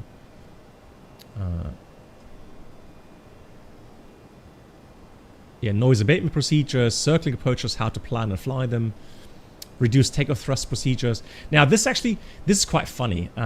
This video was actually shown in a flight school. That took a lot of time to make. I remember that. Because I used the 737, A320, showcased many things, animations. So this actually was shown. Now that's yeah, how exactly. pros do it. That was shown in a flight school. There was another video. Somebody else told me that it was shown in the flight school. So imagine you watched me years ago on YouTube, and then some tutorials, and then you actually go through flight school a couple of years later, and then your instructor actually shows you one of my videos. Oh, that's a classic, I have to say. The voice sounds different. Yeah, maybe I wasn't as relaxed, right? I should ask for royalties. Nah, it's all right. It's an honor, Matthias. It's an honor. Hey, Gaby, wie geht's? Well, yeah. I mean, you could say that in that regard, I am an influencer. Yeah, absolutely. Now, one thing I'm anxious about is, I mean, we've got, what's the flight time remaining? About 50 minutes. So again, we are on this time, and I have set the weather simulator time. So real world simulator time weather. So hopefully we will have that wind, meaning we won't be able to land for sure. Yeah, I'm doing good, Gaby. What did Ted do? Handstand. Hang on. What? Is she a better cook than you are a pilot? Ay. Let's have a look for a diplomatic answer on that one. Let's say cooking and aviation don't really have much in common. All right, so it's hard to compare, right? Yeah, so what we're going to do, guys, I know, well, yeah, I mean, we were talking about that, Bruno, during the briefing time, and yes, of course, it does make sense to take Lajes as the alternate airport, because the weather in Lajes will be pretty much the same with the wind, right? So, so we did say that we would return to Madeira, and we will do that. If we can't land at Ponta Delgada, we're going to return to Madeira. But what we're going to do then is actually, we're not going to fly back for the 2 hours. We are going to use that jump to next waypoint feature. Let's see how that goes. Gaby, exactly that. Yeah, we're both pros, each in their own business. Exactly. I like that. You can cook an egg on the CRT screens. That's true. That is true. Of course, I'll try the approach. Absolutely. Yeah. Oh, that's for sure. We're definitely going to try one approach. Absolutely, 100% sure. We want to see how it goes.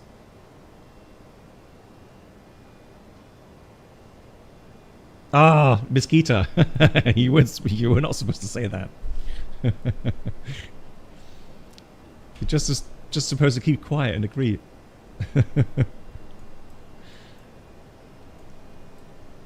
And no go around allowed. No.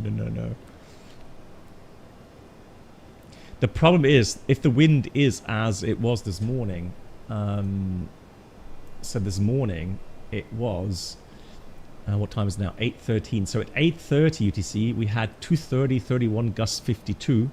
At 9 UTC, it was 250, 35 gusting 49. And the runway track...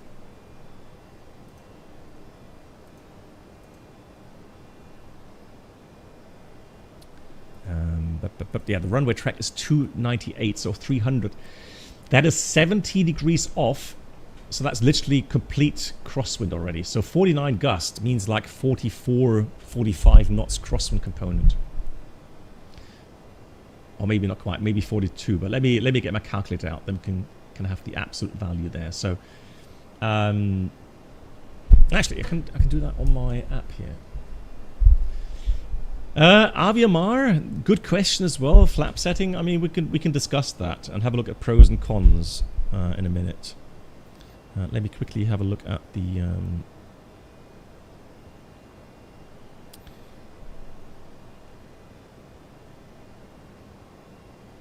Let's see. Airplay. Why is it not? Where's Airplay?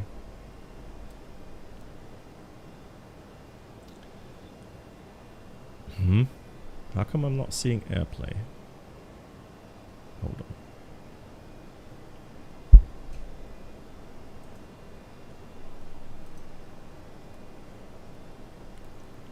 Let me restart that. Restart. Still not seeing it. Yeah, I know I have to be in the same wireless LAN. It is.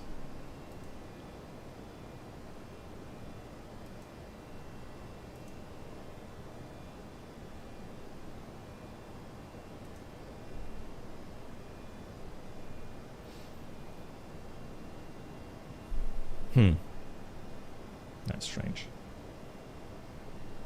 Right, let me restart Airplay.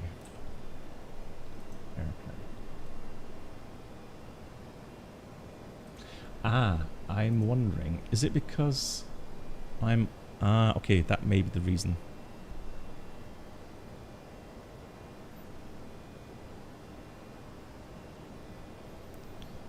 Let me change the... Oops, hold on.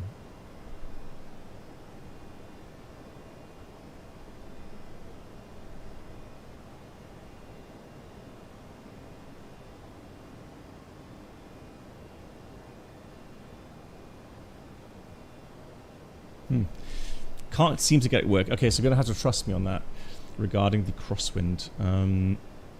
So we've got Ponta, Delgada, and we... Oh, here we go. Hang on. Now it's found it. Hold on. I'm not giving up that easily. So let's try again. And there we go. Airplay. Fantastic. It does work. Alrighty. So let me show you this here. Alrighty. So here we go. That's called Airport. I think it's just called the app. So it's for the iPhone. It's also for the iPad. So let's have a look here. Search Ponta Delgada.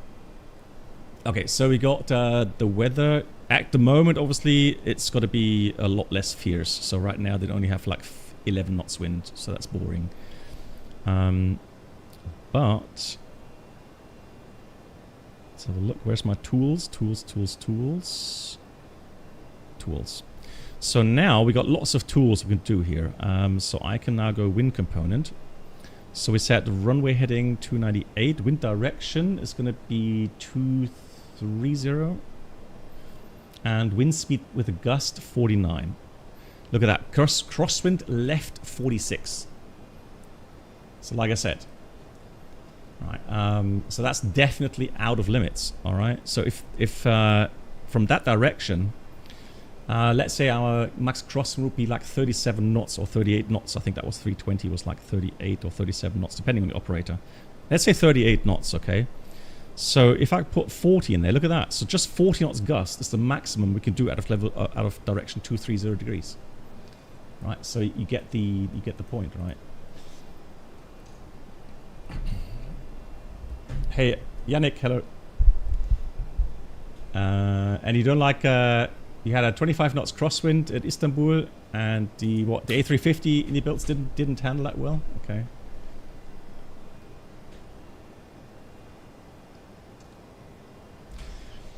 Well, Ritz, I mean, you know, if you use trigonometry, is that English word for that?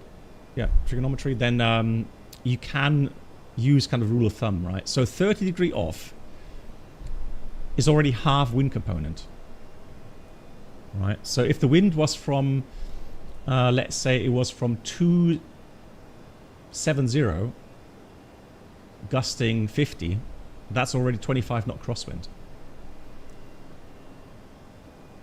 All right. Yeah, so exactly, sinus 30, right? So if you put sinus 60, that's already like 0.7 at least, if not more than that, 0.8 maybe even. All right. So you can kind of use a bit of rule of thumb to kind of understand that you're already getting in the regions where you know, the crosswind is going to be so much that you're going to get towards the limits, and then you could use some tool. I mean, we've in our real world EFBs we have crosswind calculators as well, which will give you that crosswind. Didn't Navigraph have something similar?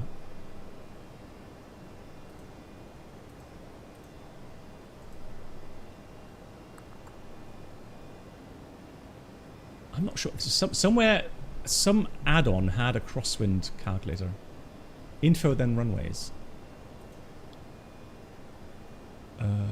Runways. Yeah, there we go. Look. I mean, that's for the real world weather right now. So right now, 30 would be 4 knots headwind and 6 knot crosswind. Okay.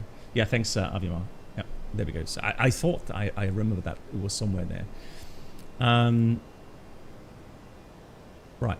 Now, regarding our landing performance, so we can see that the runway dimension is only 2,323 meters long. Next question is that fully usable, or is that with a displaced threshold or something? So let's have a look. I'm going to go with airport infos, and there's a little displaced threshold. So runway 30. We have a remaining beyond the threshold 2,248.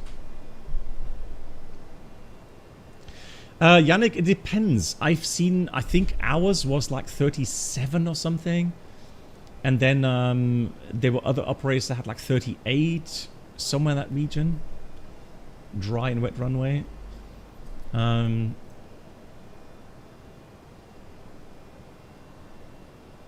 But somewhere in that region. I mean, if you want, you can take 38. I mean, you know. Righty. So, now the question is, we have a lot of crosswind, but we have also a bit of headwind. Now, we know that the advantage of config 3 landings is that we have a better wind shear capability. Remember that in case of wind shear, so when we have an actual wind shear, either we call as pilots, we notice a wind shear, or the system, the GPWS calls out wind shear.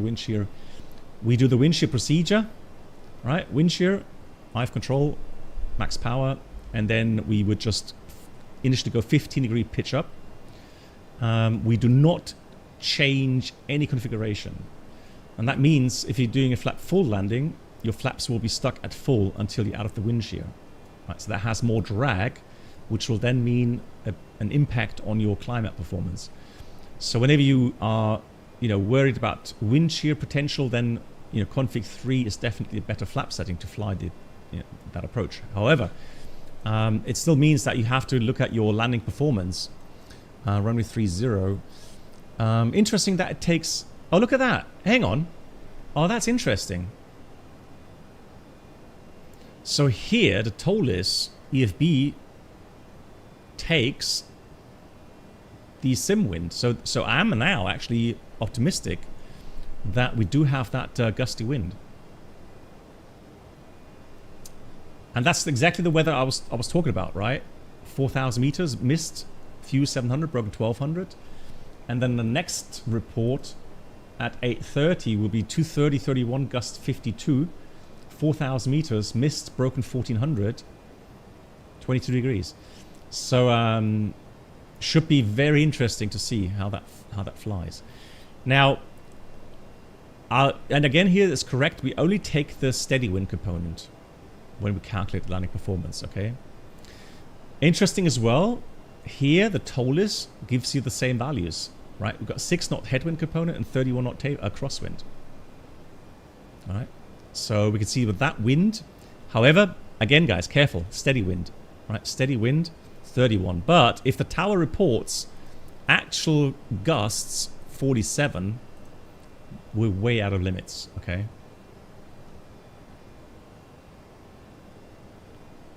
So just be aware of that. So for the performance, we calculate steady wind, but landing later on, we actually need the gust as well. Luckily, there's no tower. Yeah, well, let's assume though. I mean, yeah, we're going to fly the approach just for good laughs, all right? But we're going to be, you know, really go around minded, okay? Luckily, there's no. Alrighty. This does not say rain. And normally we would get a runway report like, you know, 666 or 555. Now I'm gonna go with wet, okay? Just to have a bit more buffer. Hey Jan, good Abend.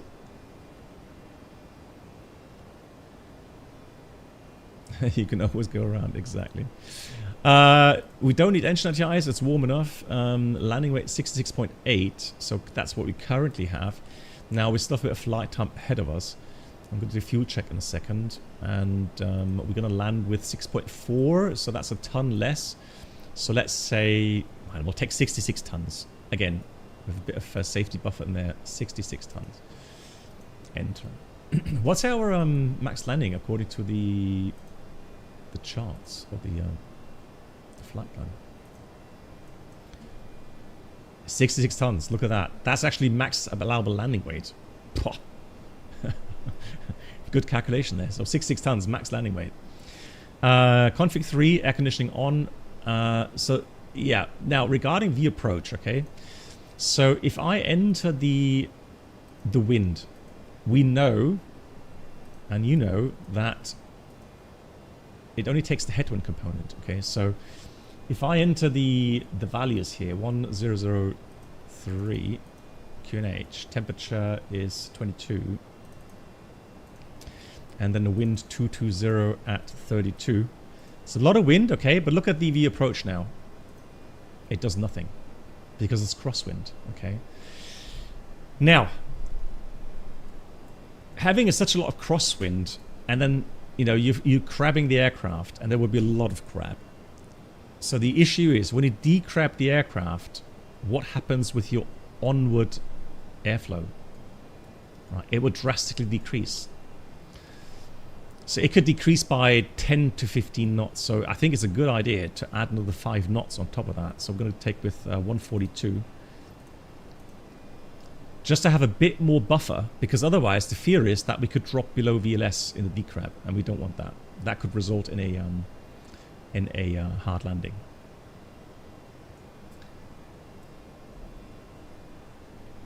Yeah, that's correct. Yeah, you can just, you know, it's a flight sim. Just a landing config. Well, oh yeah, you're right. Hang on, you're right. Oh yeah, okay. So config 3. Yeah. So let's do. Yeah, good point. Now here's the thing, guys. Whenever you do an abnormal, okay, and it says the approach something, right? It's always based on config. Or was it full? So it would always have to go initially config full, even though it says you have to land with config 3 to get the VLS, and then you add your additionals on top of that. So it would say VLS plus something, but it's always a reference to config full, if I remember correctly. But yeah, but config 3, good point, 144 V approach. Okay, so we're going to put 144 in here. So pilot V approach 144. Enter. Brake will take medium. Reverser on. Although, another thing with reverser in very a strong crosswind condition is the crosswind will increase your weather vaning effect if you use a reverse thrust. So very often, in very strong crosswind conditions, we actually do not calculate reverse. Because you never know if you're able to actually use full reverse because of that crosswind. Right, it says overweight. Lol. Does it have the same kind of database? And I'm not sure you can actually change the max landing weight config here, can you? Probably not. What do we do now? Max manual. I'm not sure. Is it like... No, it's complaining overweight because of the weight value, not because it's... You see, the thing is this. Well, I mean, let's start again. So, it does give us a landing distance. It's just a warning. It says at 66 tons we're overweight. So I have a feeling it's somewhere like 64.4 or something. That's okay. How about 9? Yeah, there we go. So it has the older max landing weight values there. Yeah.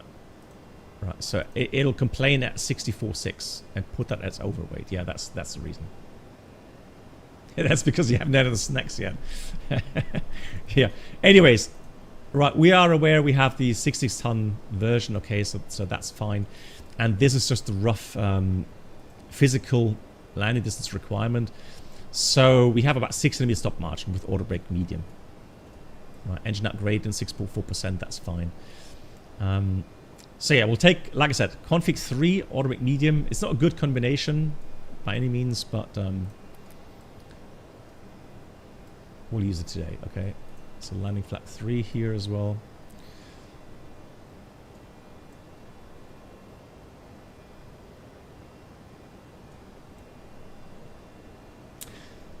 Nice, and yes, of course. So I mean, you know, if the wind drastically changes, or you know, you would adjust the wind in here as well, right? And so IRL, you would also maybe add, I don't know, you would change the wind in a manner that, you know, you're not calculating that much, you know, positive additional on that. So just in case the wind dies down a bit, all right, and you don't have that much headwind component, yeah, you would do that in the initial calculations.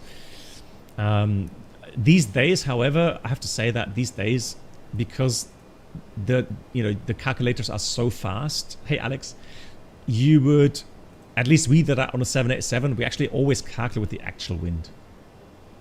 Right? We don't, do anything fancy there, right? We just enter the actual wind, and if it changes by a certain amount, yeah, we'll change that in the calculate performance. All right, we are about to start the approach now. I'm really interested. I'm a bit confused. I mean, 25 knots at the moment up here.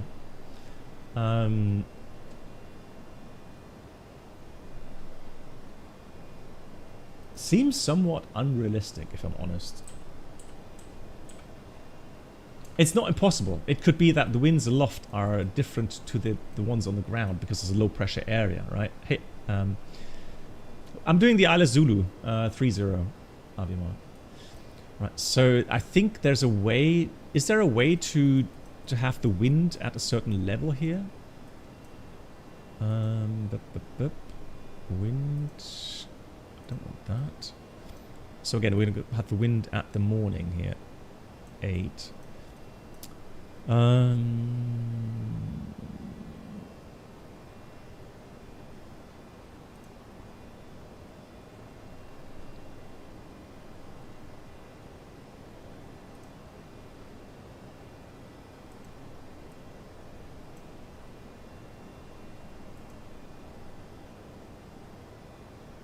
Well, that's interesting. It even shows the airspace. Oh, that's interesting. A bit higher? Hang on. Hold on. What do you mean, a bit higher? Oh, this one. Ah, of course. Lol, okay. Right, so if we go to level 300, here it is. Right, so this morning, so let's say at 9, at this position here, it should have about 40 knots of wind at level 300. Let's go 340, still 40 knots of wind. It's not far off. Right, it's not far off. But isn't it strange how the, look at this, so the wind aloft here would be 50 on the ground, 34, well that's the island. But there isn't much wind change compared to, you know, level 300 to the ground wind, which is kind of strange, right? Thanks, Ghost.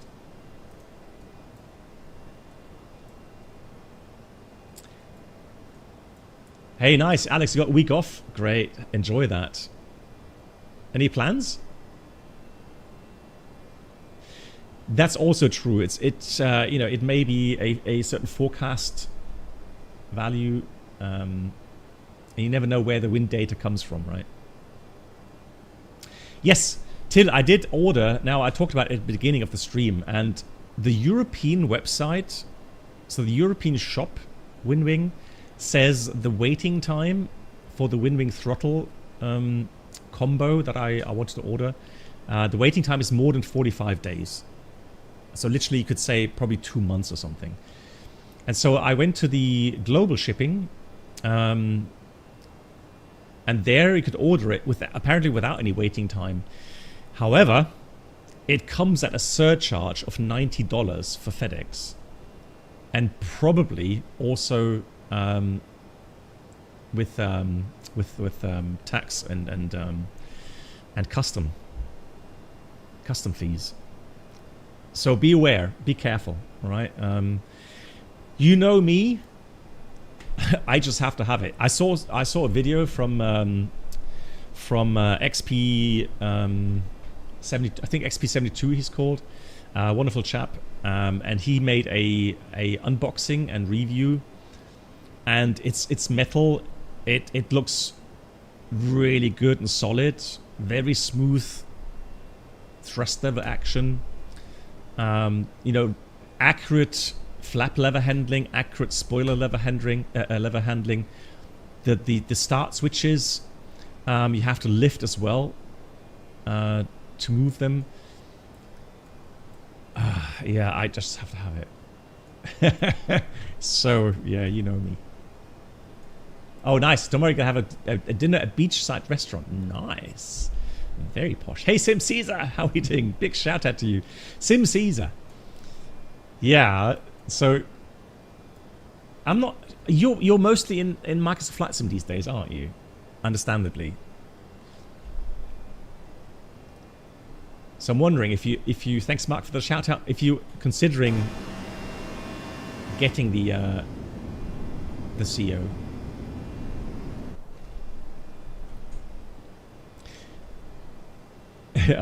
And the thing is also, one thing I was really impressed with, if you go to Toliss website, right, and I know of course when they publish a new, you know, aircraft, you know, they would get some screenshots obviously which look very nice, but I have to say those screenshots are nuts. I mean, look at this. This I had to look twice to check if it's real or not. So X-Plane 12 can look absolutely fantastic. That's a funny one, shark. And there were some other pictures I saw today as well. Crazy stuff.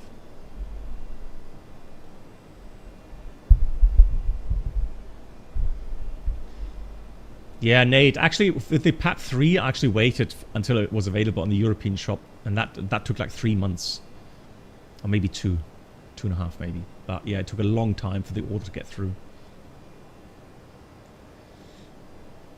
Yeah, Ted, the thing is this, so you know, the Bravo throttle quadrant is fine. It's a great piece of equipment.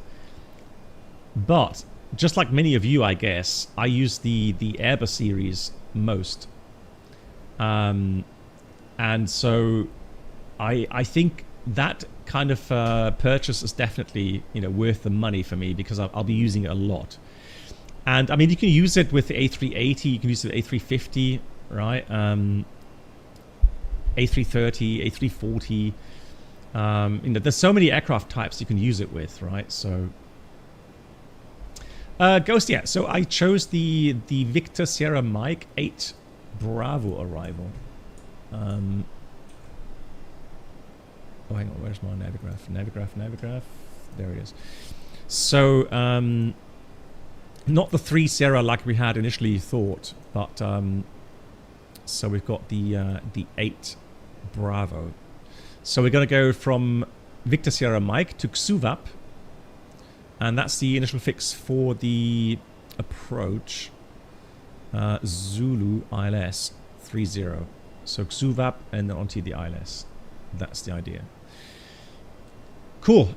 Briefing, right? It's about time before we start our descent. So if we go to our checklist, we've got arrival briefings. So we've got the Victor Sierra Mike 8 Bravo arrival via Victor Sierra Mike XUVAP.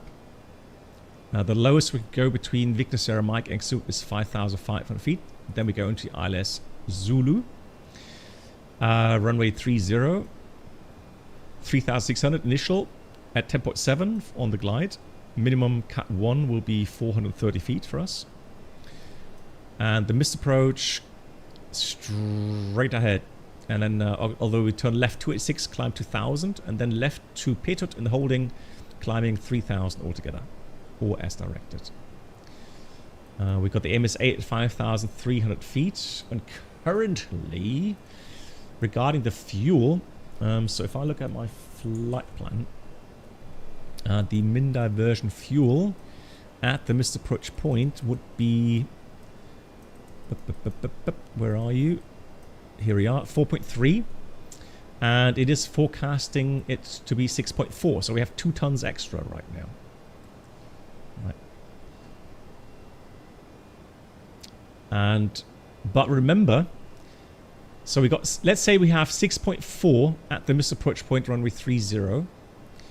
If I look at how much fuel we need to fly back, so we have 3.2 that we burn, we'll be arriving at 3 point something tons back in Madeira. That's I planned for 2.4, but I mean, fuel flow looks okay. That's normal fuel flow.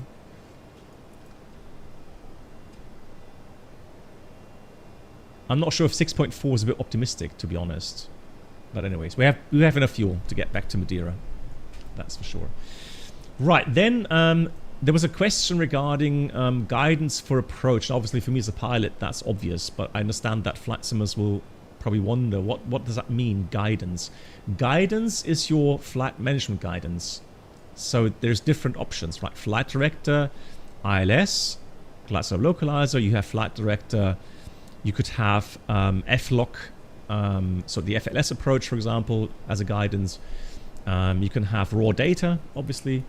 So that is what's really defined as guidance mode. Okay, so you would tell the other pilot if you would, what kind of guide. Or let's say you're doing a non-position approach, you could do it selected mode, or you could do it fully managed mode. Right, and that's what you would tell your other pilot, how you would plan to fly. Right, so the other pilot knows how you're going to fly the approach. Right, that's, and only the pilot flying obviously can answer that. Right.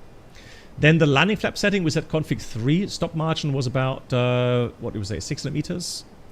Yeah, 600 meters stop margin for orbic medium. Idle reverse is calculated, or no reverse, but we'll have a reverse as possible, depending on the crosswind. So orbic was medium. Planned runway exit, Planned runway exit. Let's have a look.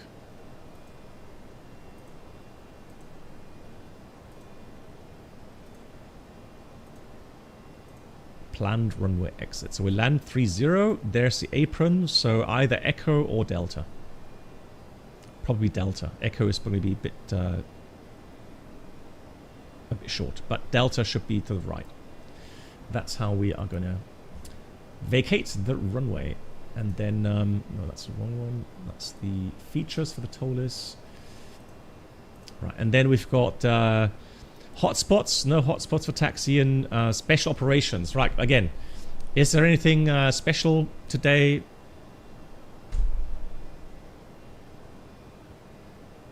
I'm not talking about weather. Anything regarding, you know, the approach, right? Upslope. Yeah, upslope. Okay, so upslope, definitely something to be aware of. And then we have non-standard operations, right? Non-standard is, again, anything more system-related in the aircraft. Yeah, everything's running, so all good. Now, threat mitigation. So it's threats again. Threats is, you know, weather is a threat. We have, you know, maybe some birds near the coastline. But wind, definitely. Wind shear potential is a threat, right? And then it says threat mitigation. So you would address the threats and then also how to mitigate. Okay, so regarding the wind shear, we're mitigating by using a... oops, I've got to descend. By using thrust idle up descend 200. We're using config 3 for landing, right? And we talked about the procedure itself already. Recap that. Stop margin is okay. Crosswind. Now, crosswind landing. Now, crosswind landings, I guess it's a bit hard to define that as a threat. I mean, pilots should be able to handle crosswind landings, obviously. Maybe it's worth just going through the technique again. So you would, first of all, go into the brake, the flare, then reduce the thrust if the flare is working correctly, and then the last thing you do is take out the crab angle, right? And if you can't take out the full crab because that's so much crosswind, no problem, but try to take out as much crab as possible and don't kick the rudder. That's the important thing, right? Do it smoothly. Kicking the rudder can really get you into trouble.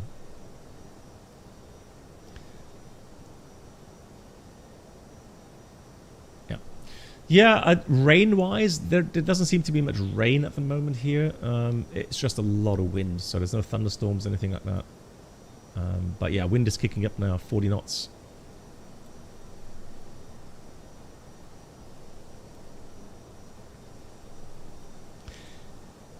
Yeah, at least on the 787, that's the way we do it, Abimar.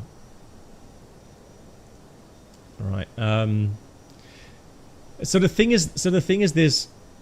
The fear is that if you decrab, so start interfering with the flight controls, that you may then go into a long flare, right? You do not want to go in a long flare. So the first thing you want to do is make sure that you get the flare correctly, right? Because, you know, having 40 knots crosswind or 35 knots crosswind and then flaring for too long will get you drifting off the center line, and you do not want that. Yeah, kicking the rudder is never a good idea. I agree. Yeah. Hey, buddy. Nice to see you. You're still stoned. Okay. But, buddy, take care, right? Just take it easy. Listen to the doctors and the nurses, okay? And just recover. And all the best wishes again. And get well soon, buddy. Mach's gut. Gute Besserung.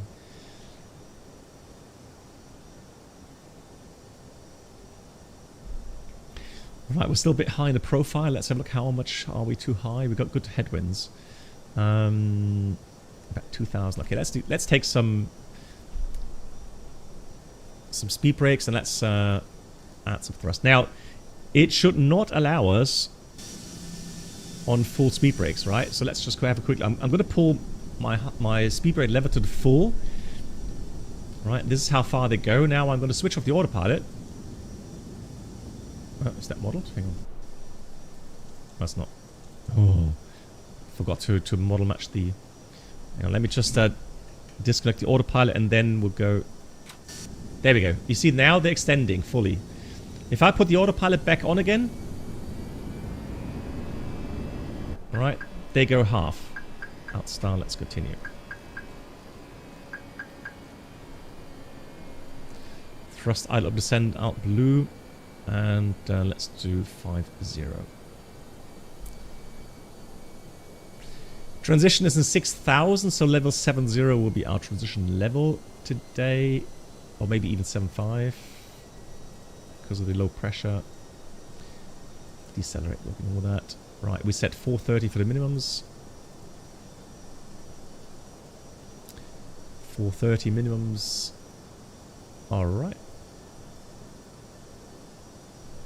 Actually, we should be descending 5,500. That's the limitation there. So 5,500 is set. We're going to go with the altimeter already. Let me update the weather here in the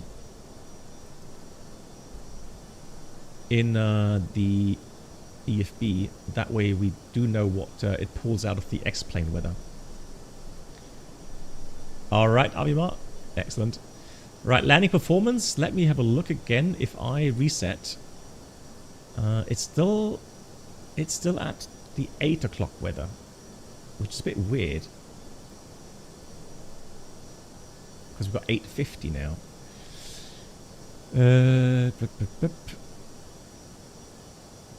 All right, we're going to go with that wind and just leave it as it is, okay?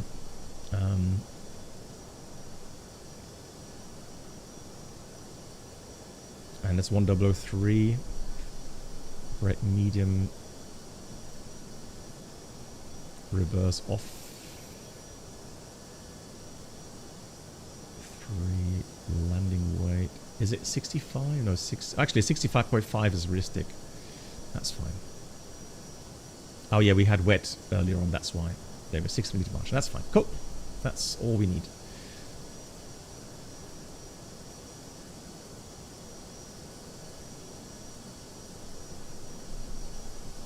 Ah, okay, that's good. That's good to hear, buddy. So the oxygen has stabilized. Excellent, excellent. All right, let's spool back to 250 knots. Speed brakes go back in.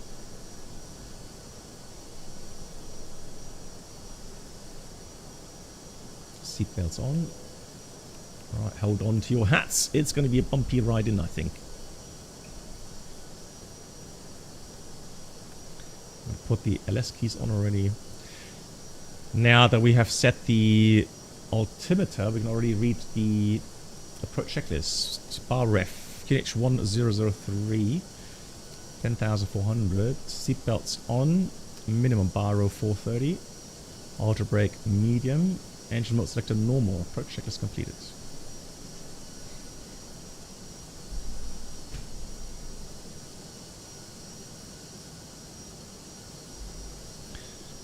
Yes, Avimar. So in the tower, I mean, it depends on how far you want to try it. The thing is this now, the wind gusts obviously can be very erratic, right? So you could have an aircraft approach the runway.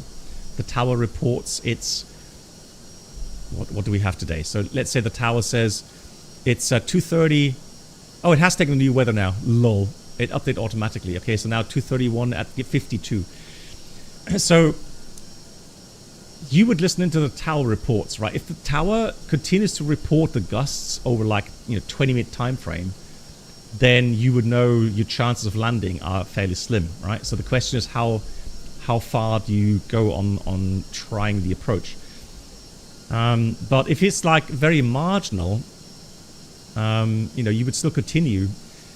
But of course, at some point in the approach, and again, the tower doesn't know your limitations, okay? So if the airport remains open because they think, for their operational sake, it's still, safe to operate the airport, they don't know your crosswind limits, right? So they will tell you the wind, they will tell you clear to land, but you as a pilot, you're responsible to make sure that you stay within your crosswind limits. Do the different engine impact the feeling of the aircraft when you control it? Well, I mean, it does impact the aircraft in the sense that it has different power settings. And the IAE engines have also different handling with the thrust levers. Right, they're not so linear in the thrust changes when you move the thrust levers. They are more exponential, but kind of negative or opposite exponential. So they have a, so the small movements here have a larger impact on your EPR, engine pressure ratio, right? While in the higher power settings, then the changes get smaller with reference to the thrust lever angle, okay? So landing IAE engines in gusty wind is a lot more stressful and a lot more challenging than CFM engines.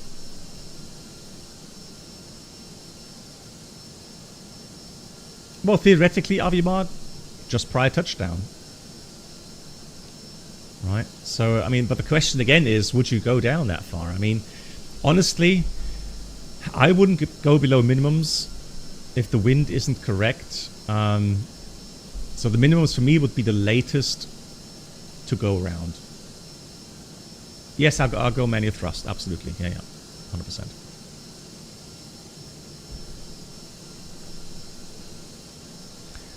So 5.5, 5.5, and then we go down to 3.6. So passing NAFPO, we go down to 3.6.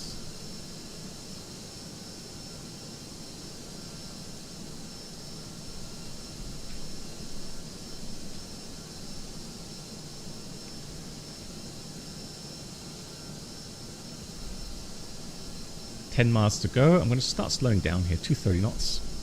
Look at that. 52. Yeah, the wind is definitely legit. The question is how X-plane simulates the gusts. Alright, there's no weather. I'm going to put the terrain on nav display at star.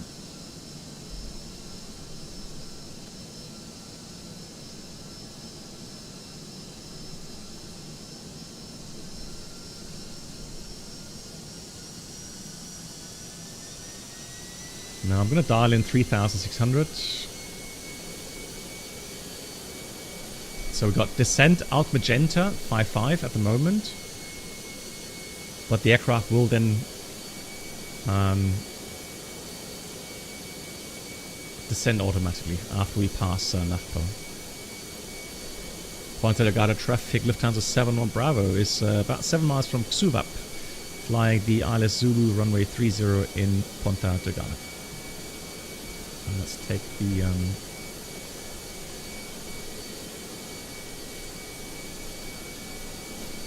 TCAS to below. Thank you much, Zach. I appreciate that.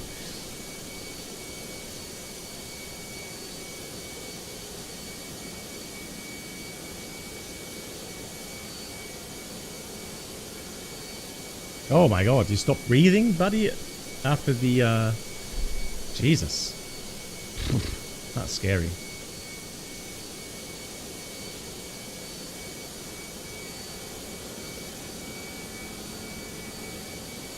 Do pilots joke like this in real life? Sometimes we do, yeah. Sometimes we do.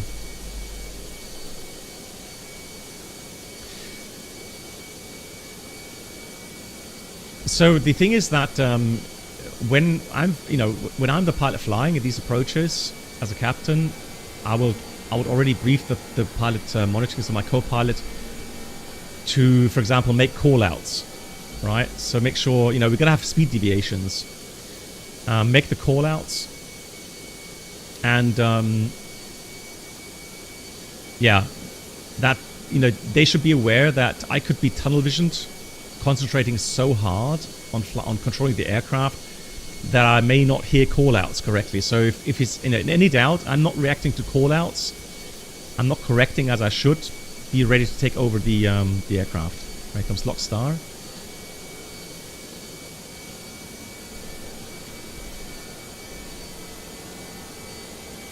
Just check if the intercom is off.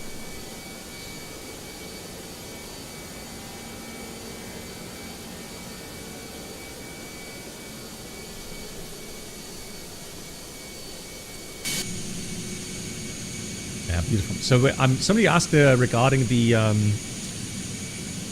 add-on. So I'm using map enhancement for the ground textures.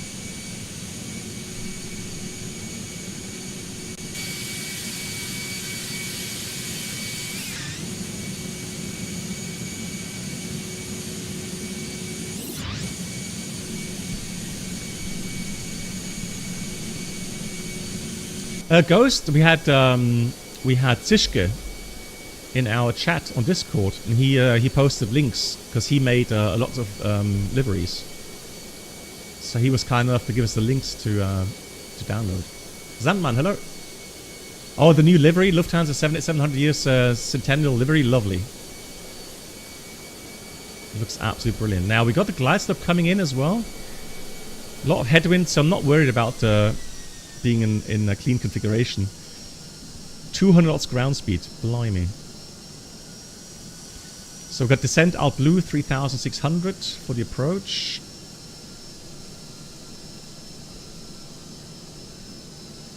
Now IRL, you would really have turbulence here. Flaps 1. Speed check flaps 1. You would have turbulence, 100%. It would not be that that smooth.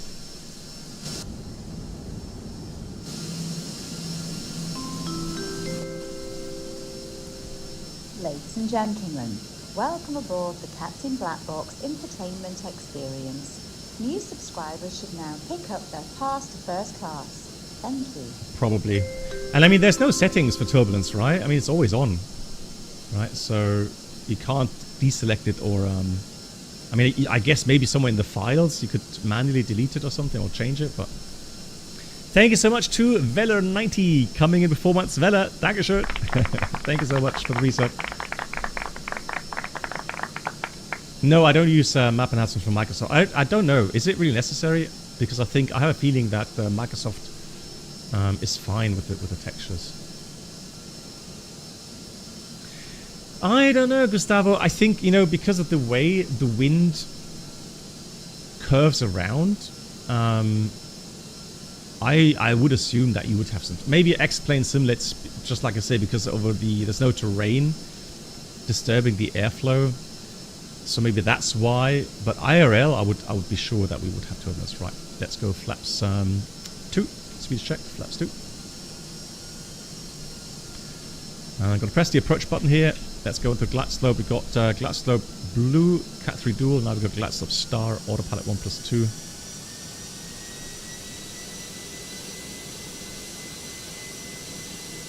Ponta, Delgada traffic. Lufthansa 71 Bravo, 13 miles, runway 30 in Ponta, Delgada.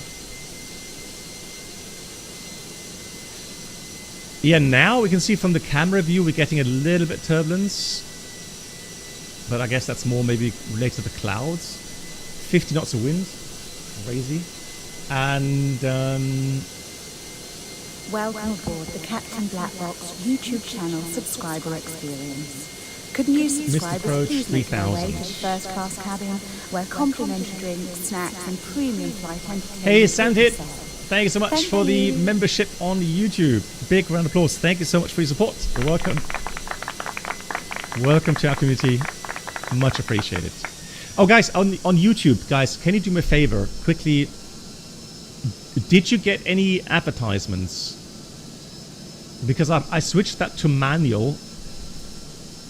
And I don't know, if I don't start advertisements, then it shouldn't happen.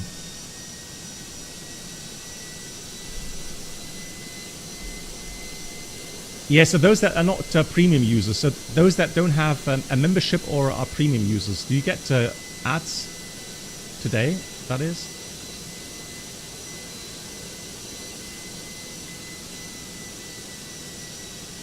Yeah, Flight Sim Gamer it is. It is. That's why you have the movement right now. Okay, Lisa, Dankeschön.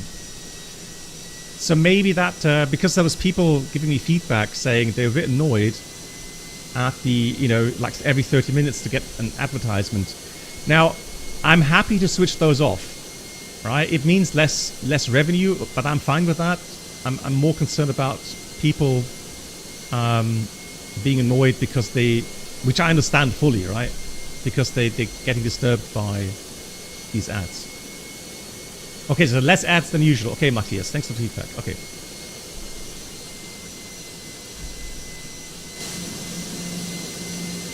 You can see a bit of, yeah, now you can see the 4 kilometers visibility coming in.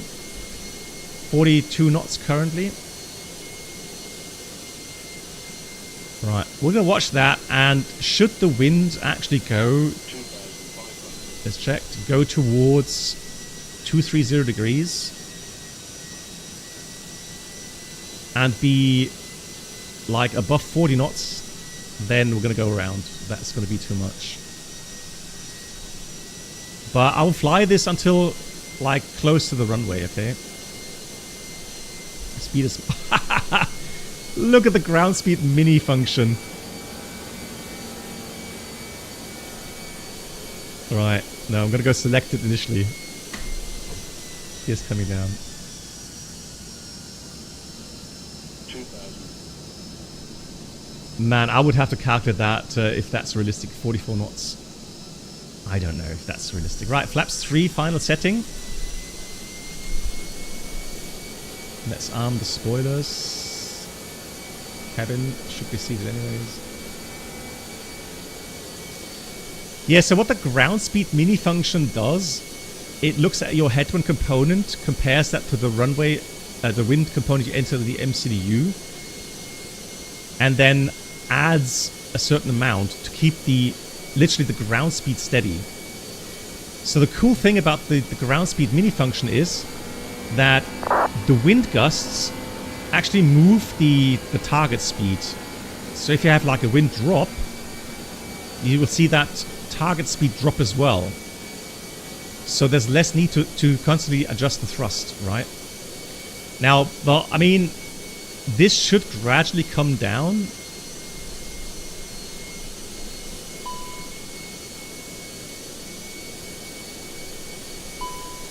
Manual thrust.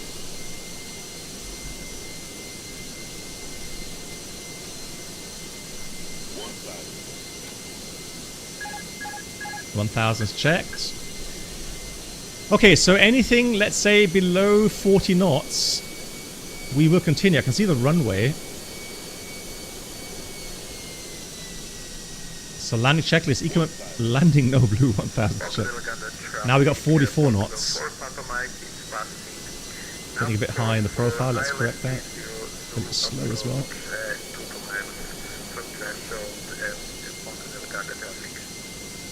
Oh my god. 100 above. Right. Look at that, 30 knots. The gusts are doing... That's good. 30 knots at the moment. Minimum. Alright, continue for now. 33 knots, 32 knots. Alright, let's go Parpies. 32 knots, 34 knots, 36. No! No! Go around! Flaps. Flaps 2. Pantoga SAS, nav, autothrust blue, Cosrake, gear up. No, that was like 45 knots. Oh. It looks so good. Right, we got outstar already. Speed outstar, shooting up here.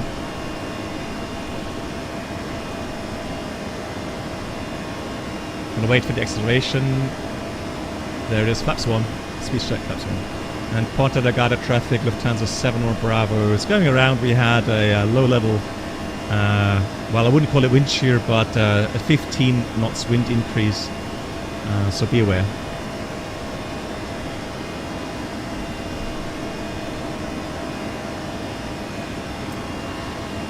Right, guys, we have enough fuel. Okay, so. Thank you for advisory. Airport run for Papa Mike is 15 miles. Flap 0. Okay, that's copied, and I will have a look for your traffic, and then I'm gonna get myself back in line again for the approach. I'll try a second approach later. Lufthansa 7 Bravo.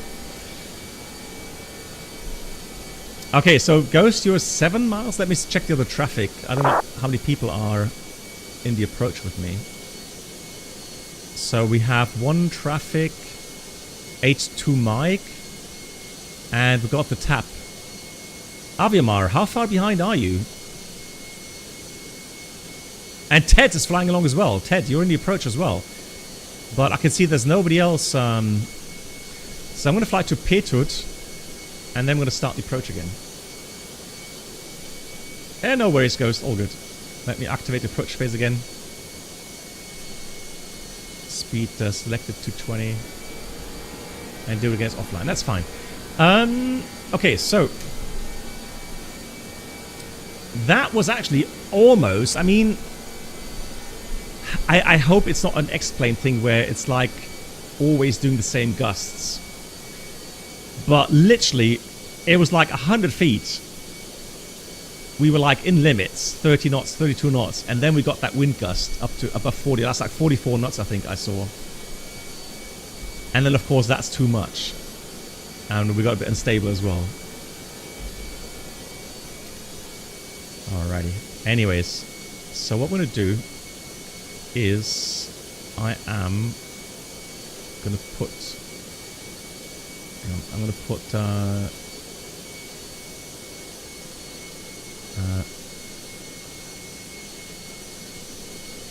that there. But I don't want to fly holding. Hang on. Where's my holding? Hold. Now let's clear the hold. Insert. There we go.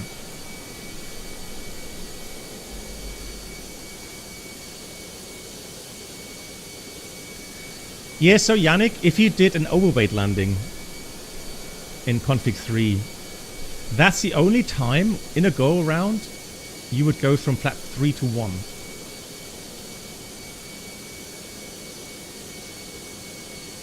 The go around case, okay? Now, if you were, let's put it this way, if you were in a config 4, you go around, you would call flap 3, so you've been in config 3, and then when you accelerate, then you put 3 flaps 1, okay? That's a normal kind of handling, flap handling. But if you're doing a flap 3 approach in an overweight condition, and you have an engine failure, you go around, let's say, I think it was engine out as well. Yeah, so it's engine out, config 3, overweight, then you go flap 1. Correct me if I'm wrong.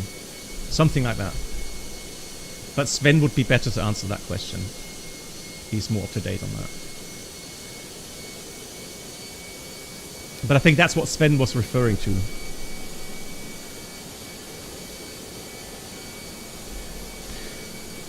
Oh, I know the mistake. I have to put this to on. Right. Hold on. This is on. Why am I not seeing other traffic? It's on below. Oh, I am.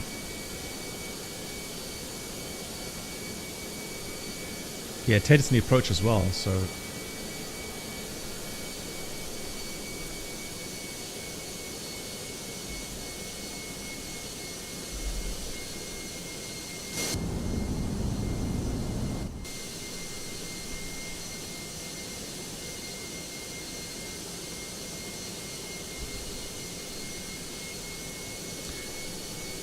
Okay, quick fuel check. 5.9. Lowest we can go is 4.3 to get back to Madeira. Okay.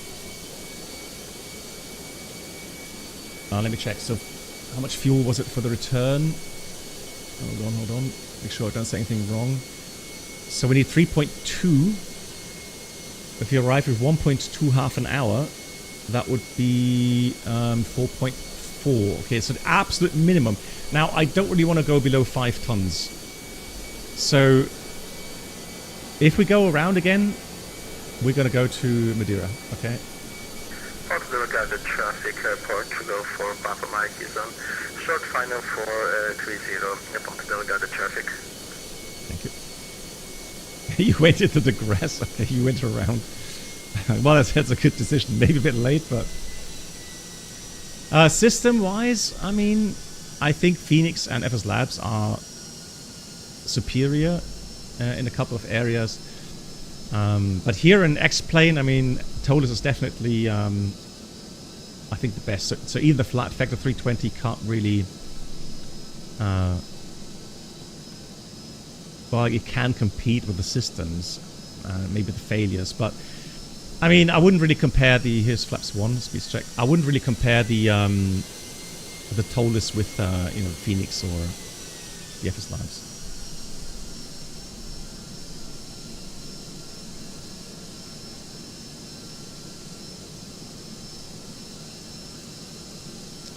I'm going to put final fix in here. So that was inbound 300, so outbound 120.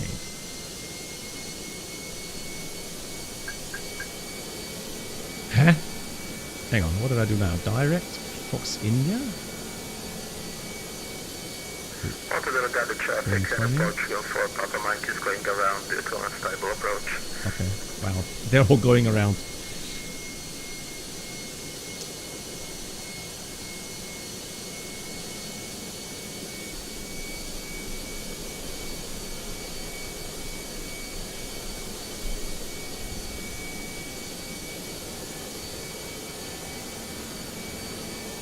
Yeah, I'll say in 2600, so we intercept the glide a little bit later. We all wet the water, so no problem.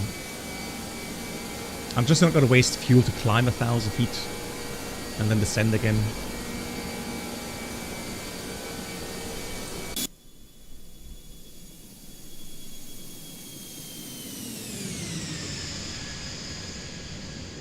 Look at that crab angle, drifting.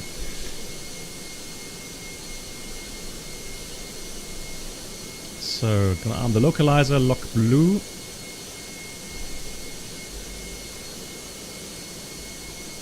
So beautiful up here. Blue sky. And then the airport is covered. Right, one more try. Let's keep fingers crossed that we are gonna be below limits for landing.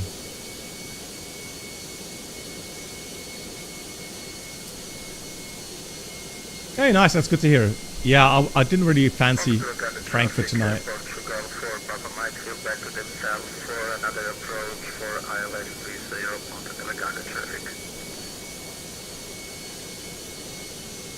Fingers crossed. Yeah, I think we need more than fingers. Cross your thumbs and your toes.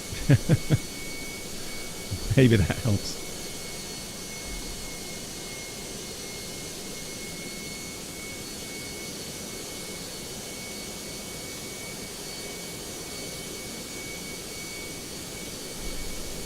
Close your eyes, yeah. I close my eyes as well. Maybe that helps. Ponta Delgada traffic. Lufthansa 7 Bravo is on the localize 14 miles out. ILS 30 in Ponta Delgada. Hey Luis, wie geht's? Good evening, Lockstar.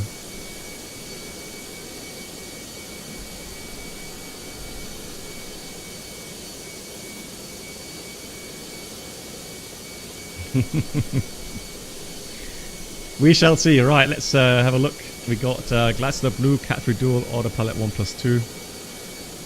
The intercept will be round about 7.5 miles, 7.8 miles. And again, you can see the little wobbles. So we have a bit of turbulence now.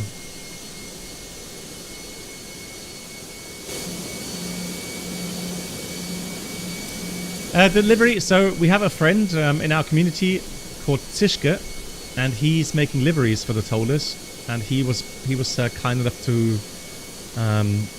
post some links to his cloud to download the liveries. So if you go to my Discord channel under Pilot Lounge, scroll up a bit, you will see the links there.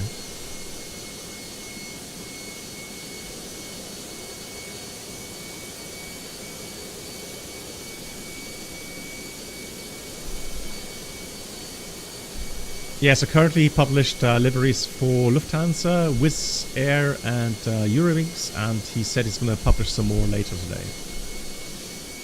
Which Zoom? That's a question. I mean, good question. I can't go into the menu right now. But I am using... Does it say that in here? In X camera? No, it's just zoom offset or something. No, I can't tell you. Something 70, I guess. I'll have a look after landing, if I land, that is. Right, so we got the glide slope. Yeah, about 8 miles now, and we did want to have 3,000 for the missed approach set. 2,500 is checked. Yeah, so Paulo Santos, the weather in Lajes is not much better than it's here, right? So Madeira is the airport that has no threats, so that's why we go back to Madeira. I don't want to be cornered in these conditions. Flaps 2, speed check, flaps 2. Speed managed. Oh, gears coming down. Alright, Ghost. Ponta Delgada traffic. Lufthansa 71 Bravo is at 6 miles. Runway 30 in Ponta Delgada. No, it's not. We're using historic weather, Paulo, from this morning. That's maybe something you don't know.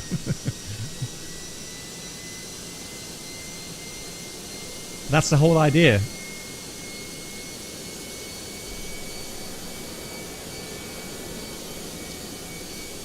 Landing checklist. Oh, actually, we should have read the approach checklist as well, in case of a missed approach. So let's do the approach checklist. We've got Barrow Ref 1003, seatbelts on. Minimum Barrow 430 remains. Auto brake medium. Engine mode selector is normal. Landing checklist. EKM landing no blue. And that is the landing checklist complete as well. 1000 is checked. Let's have a look. Keeping fingers crossed, guys. A bit faster. Let's try to get the airspeed under control. Good luck. Thank you. Right. Approach lights in sight. 37 knots. So anything below 40 will take. If it goes above 40 again in the flare, flat slope. Oh, yeah. Oh wow, that's a dip here. Wow, that is gusty. 42 knots right now.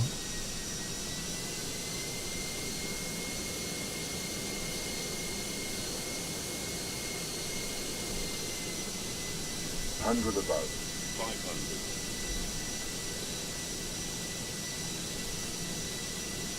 500. Yeah, 46 at the moment.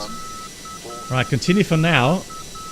Gonna go into Parpies. 2 red, 2 white. Oh, 48 knots. Are you kidding me? Oh, hang on. 39, 38, 35, 33. Oh, no. Hang on. Oh, 47. Oh, my God. Go around. Laps. Toga, SRS nav. Positive gear up. No! 48 knots. Autopilot. It did look good, right? Oh.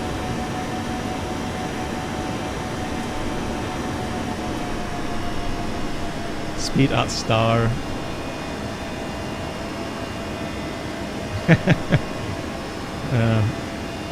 Flaps 1. Speed is checked. Flaps 1.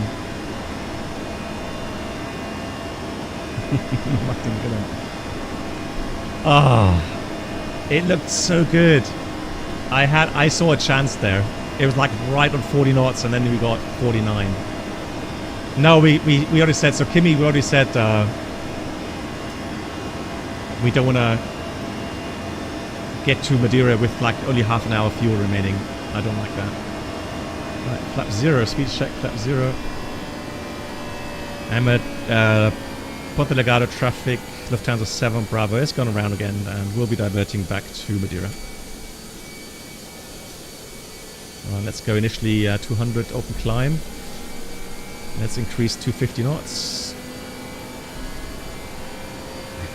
Yannick, yeah. Tell me about it. Tell me about it. Oh.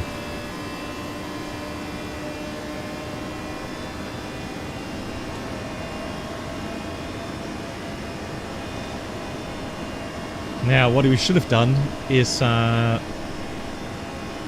we should have already entered the routing into the secondary page. That would have helped with the flying now. So from here, let me see. Let's go direct to Mixi. Final for ILS 30 airport miles away airport traffic. Then it's, well, we're going to go direct to Etrox from there. Does that make sense? Yeah. Etrox. Then we're going to go to Irkut.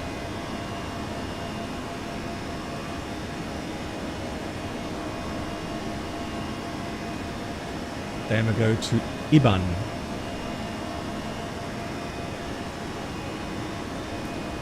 And then the arrival.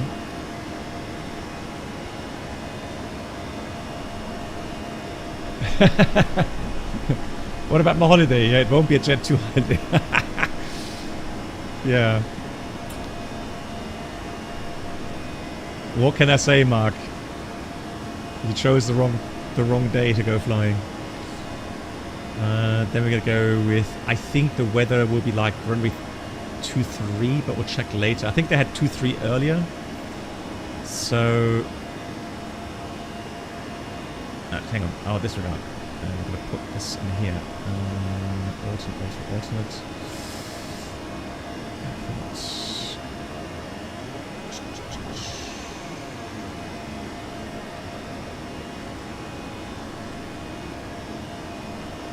I hope it doesn't kill my routing now if I do that.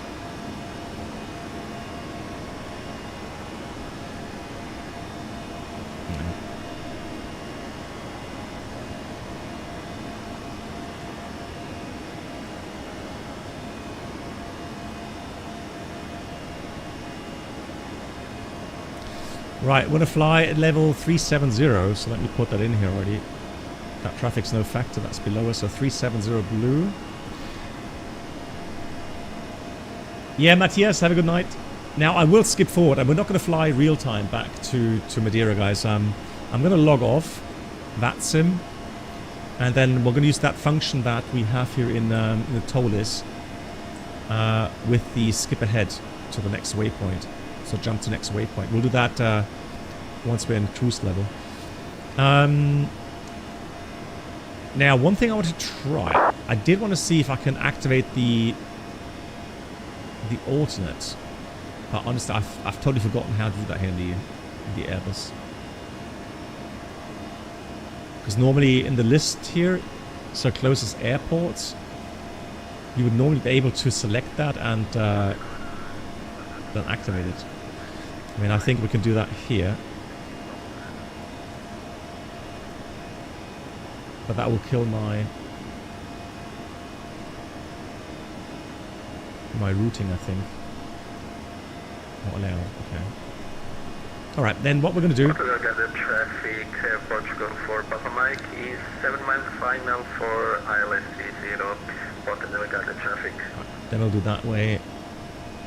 And then we've got Madeira. We'll take the RNF 23. You landed? Ghost GG's. I don't know how you did it, but well done. The IBAN 1 Papa. There it was. And then it's going to be via Pilim, I'm pretty sure. We'll check that in a minute. So there we go. Now, the important thing is that we get a closed flight plan. And that way we will get a better estimate of the fuel, right?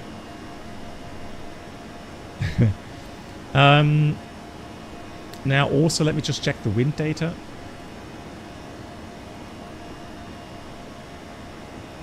Interesting that we have the wind data here. I can put the cruise level in 370.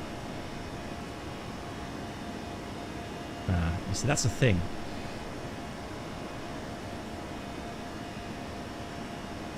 And you should be able to put the cruise level in here.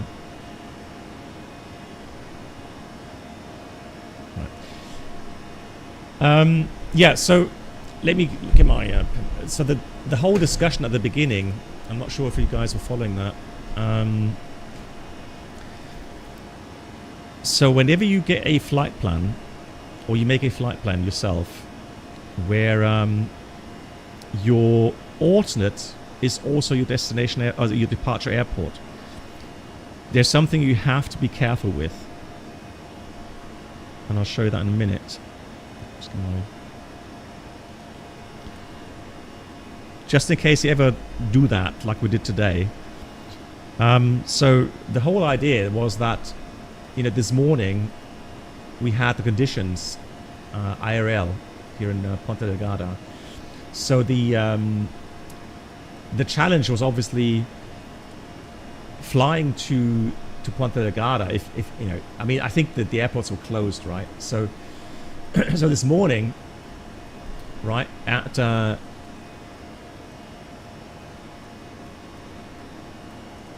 how far back can we go? Let me see. Now, can I move back again? I can't. I'm not sure if I can move further back in time. Probably not. Now, this morning at 8 o'clock, that center of the hurricane, or the ex-hurricane, was like literally just north of Ponta Delgada, right? So there is no point in planning your alternate on any of these airports.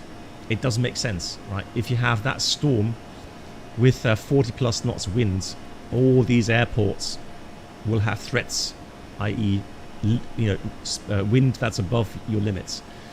So that's why you can't take any of these airports as your alternate airport. Doesn't make sense, right? So what we did, we took Madeira, which was our departure airport, also as our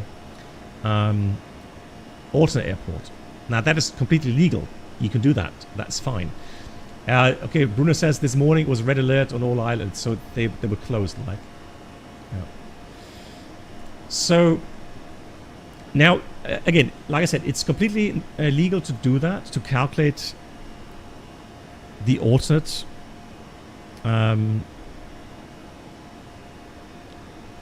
or your departure airport as your alternate airport. That is totally legal. However, there is something you have to realize when you calculate your flight plan, and that is, so here we got no, come on, where's my pen? So here we got Madeira. Okay, so we flew to Ponta Delgada, right, and our alternate is Madeira. Good night, Black Good Box. night. Okay, guys, no worries. Thanks for joining. And LPMA also went around again. Okay, GG's. Now, if you do not add any extra fuel to this calculation, okay, by the book, i.e. by your normal legal remaining fuel calculations, you will arrive back at Madeira with your final reserve fuel value. Huh? And if you look at your flight plan,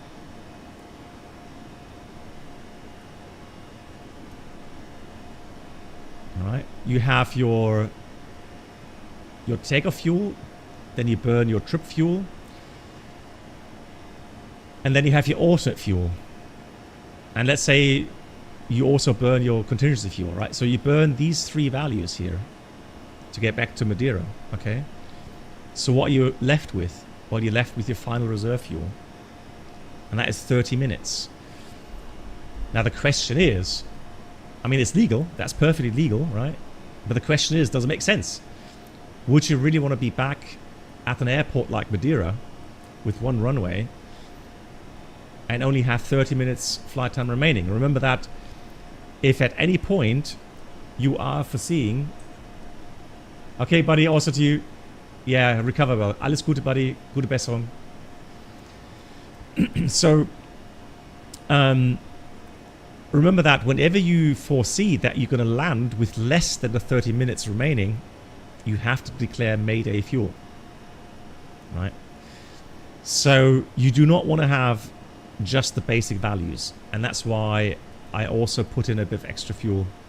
And we got exactly to the max landing weight of about 66 tons for Ponta Delgada.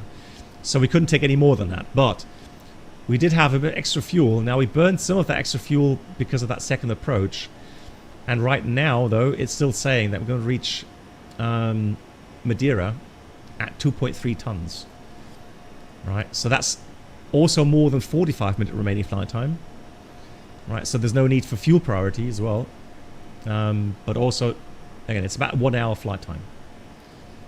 Right, so for Madeira, that's much more comfortable to be on in a situation with.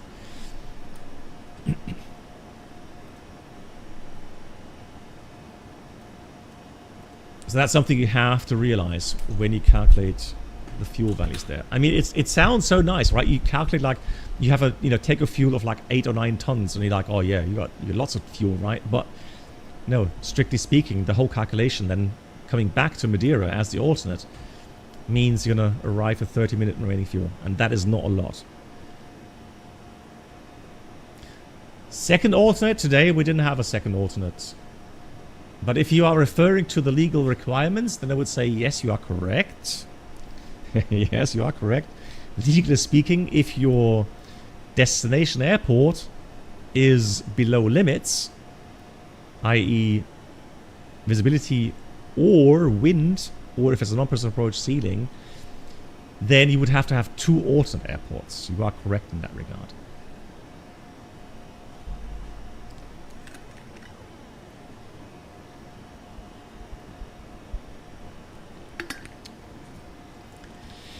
Yeah, Avenger, that's something you also have to consider, right? I mean, if Madeira closes right now, there is one more airport nearby, and that is what's it called? Porto Santo. That's it. Yeah, Porto Santo. Porto Santo. I wouldn't say Porto Santo is a bad airport, and it is. It's completely legitimate that you change the alternate during the flight. Now then, of course, when you replan, you have to take the planning minimas again for the alternates or new alternate. But you can do that.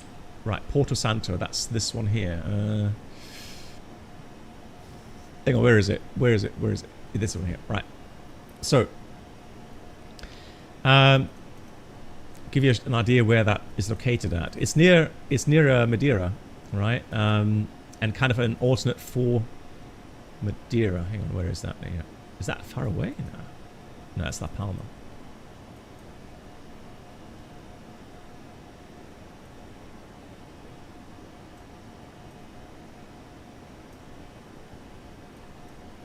Oh, here we go. That's why it's so small there. There we go, Porto Santo. There we go. So, yeah, northeast of Madeira, right? Porto Santo. And that's often taken as the alternate airport if the weather is okay for that.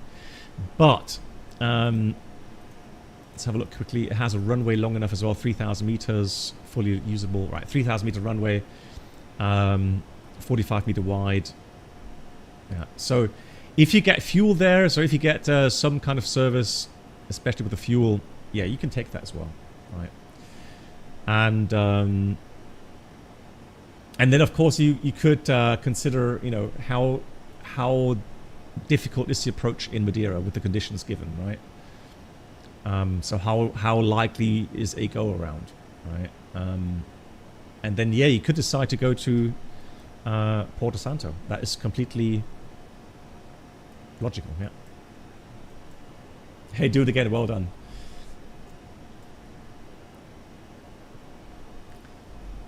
Yeah, Bruno, and that's the thing, right? I mean, is it, yeah, for operational reasons, right? In that case, that's why they tend to choose, an airport back in Portugal or, down, yeah, Canary Islands, yeah. Absolutely. Okay, guys, I'm going to use that skip ahead function, okay? So if you look at the waypoints here, so once we pass Etrox, I'm going to log off VATSIM and zoom myself towards the next waypoint to save some time. I don't want to bore you too long now with the cruise level.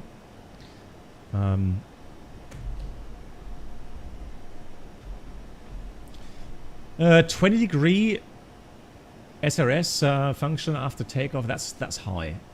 Were you like really light, Kilo, or operation reasons? Well, you get no fuel, for example, or you get absolutely zero service, so there's no stairs for you, or You know, so there's a risk that you're not going to be able to depart again. But that would be, you know, operational reasons, right? Or yeah, or the aircraft type is too big or whatever, right? I mean,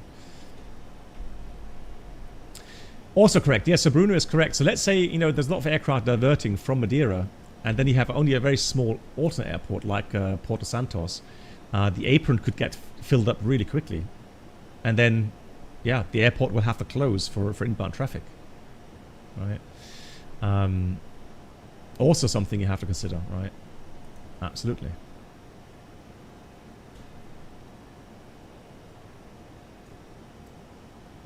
Yeah, so we have the tailwind, which is nice. Now, one thing I want to check is if I use that jump to next waypoint. Now, the FS Labs does calculate that correctly with the fuel usage. So it would subtract the fuel used to get to the next waypoint. I'm wondering how that's going to work in the Toliss. Yeah, Avenger, right? It only has 6 apron stands, right?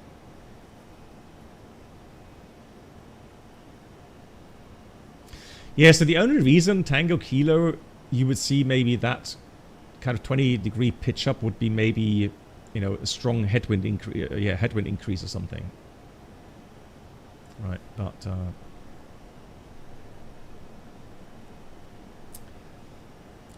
yeah, so Tango Kilo, I mean that's what I'm saying is with, you know, the missing inertia, it doesn't do the weight simulation correctly. So yeah, I'm not surprised that you get these kind of weird kind of you know, pitch values.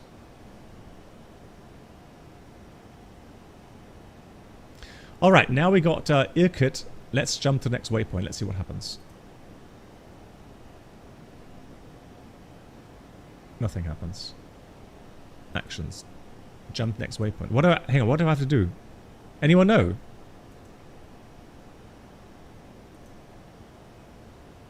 How do I use the jump to next waypoint feature? Yeah, look, that's... Yeah, I can't though, that's the problem. I can't enter the flight level.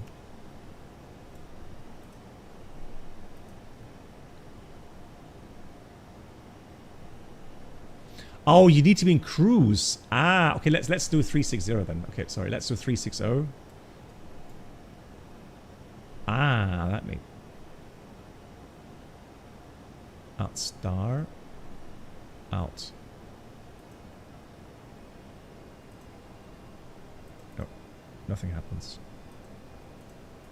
And I can't put the cruise level in here.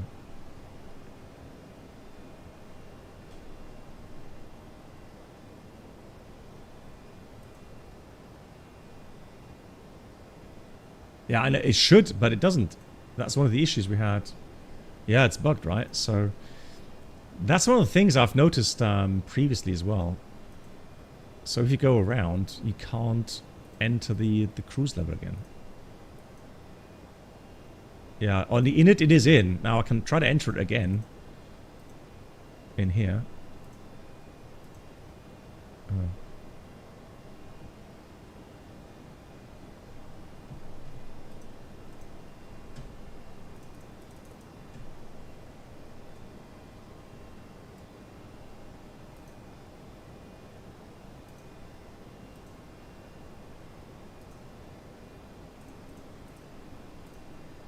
Ah, Whizball, you're going to get a round of applause for that.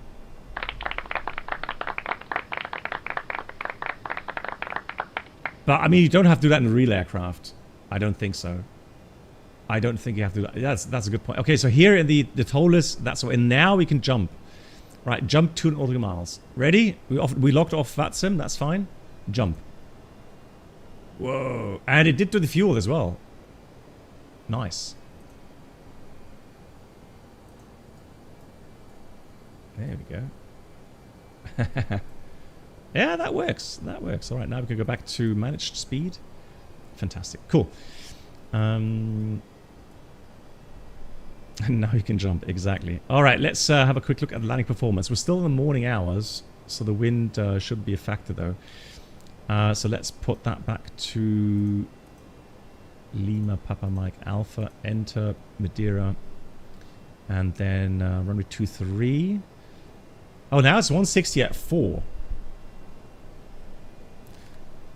Yeah, Bruno, that's what I think as well. Yeah, yeah. I did enter the new destination, right? So yeah, I don't know. I guess the logic is a bit confused. Right. Thank you much. Do it again. Take care. Greetings. Bugged. Yeah, we'll take a runway 23. I know it's. Well, I mean, we've logged off. I know you guys want 05, of course. Yeah, we'll take 05. Of course. Why not? We have enough fuel. So still 2.4 tons estimate. All right, let's do the... Which one shall we do? Which one shall we do? Let's have a look. We'll do the...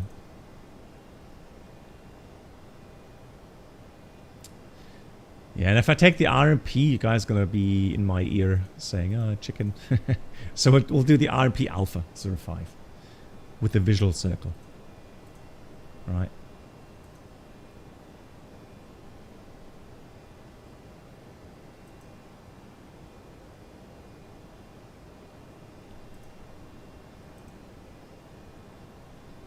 But I guess then we're going to do the VOR approach.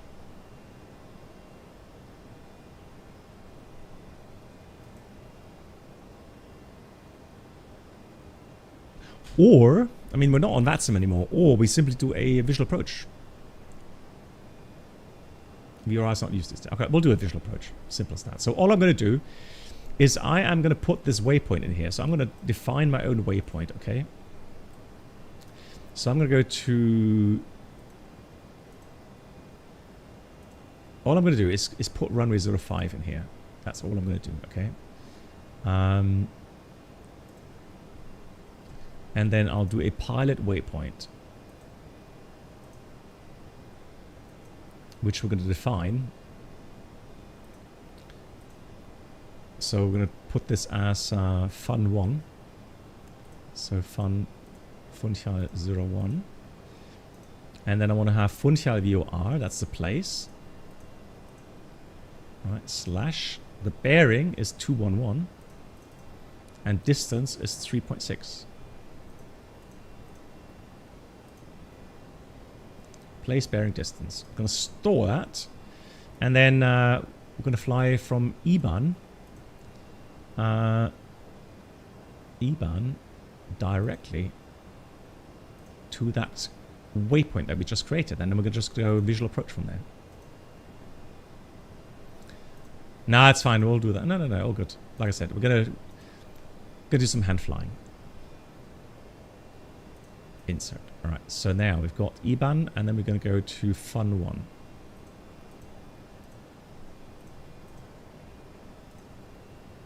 And there we go. And then we can close that. Now leave that open. Just the center line there. Cool. Which means now, if we look at the plan page,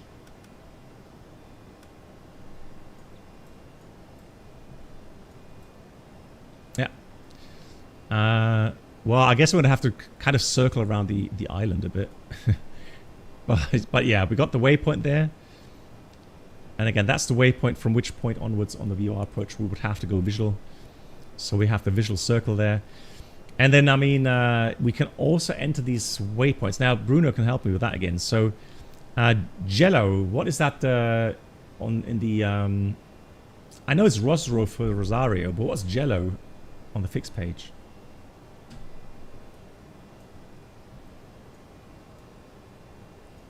Is this Jello? Okay, just Jello, okay.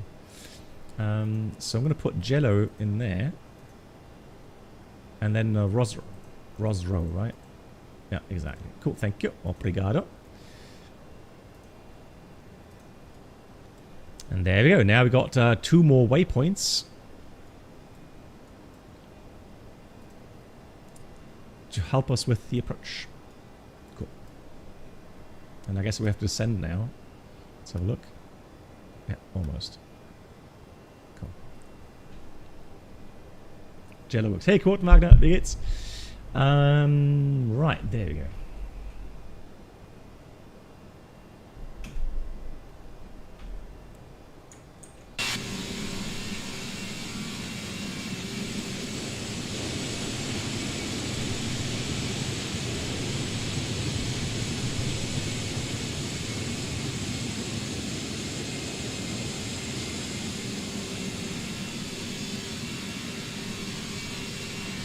Oh, it's nice. See that door texture there? Oh, that's pretty cool, actually. Zishka did a fantastic job.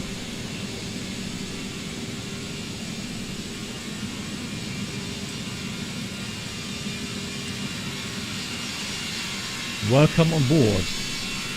Little island palm tree, sun.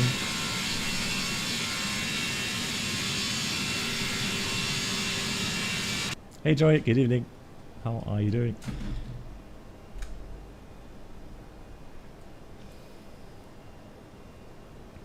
Yeah, so we've got to go fly a little bit around the island, visually.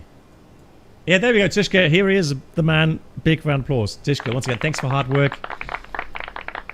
Getting this beautiful livery to us. And you said, so we got the Eurowings, we got Wizz Air, and you got Lufthansa. What else did you said you're going to publish something else later.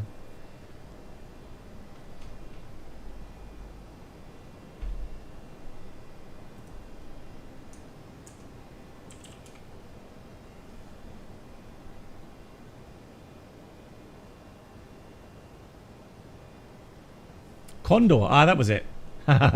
Condor. BA? BA will take a while, I think. Kevin, I don't openly tell which airline I work for. Well, we should have put the seatbelts off. Allow people to go to the restroom. After such a very exciting approach, or two approaches, you bet people will urgently need to go to the restroom and maybe have get some water or something.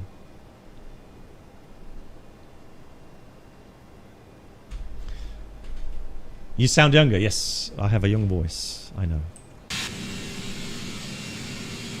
Now the cool thing is, if I was able to sing and play the piano like our friend Sim Caesar, man, I could really make lots of money with that.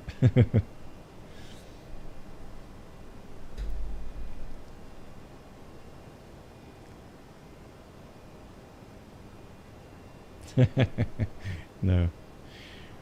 Well, I mean, in about 4 weeks' time, I would say 4 weeks' time, I'm going to have a face cam. So you people will be able to see me when I stream.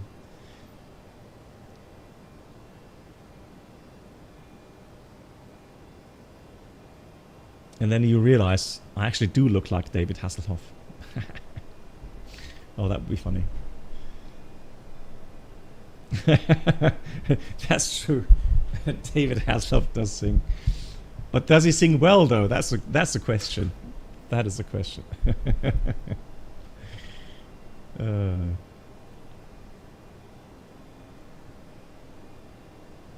Good night, Miss Gita. Thanks for watching. Take care. Good night. You have a great weekend.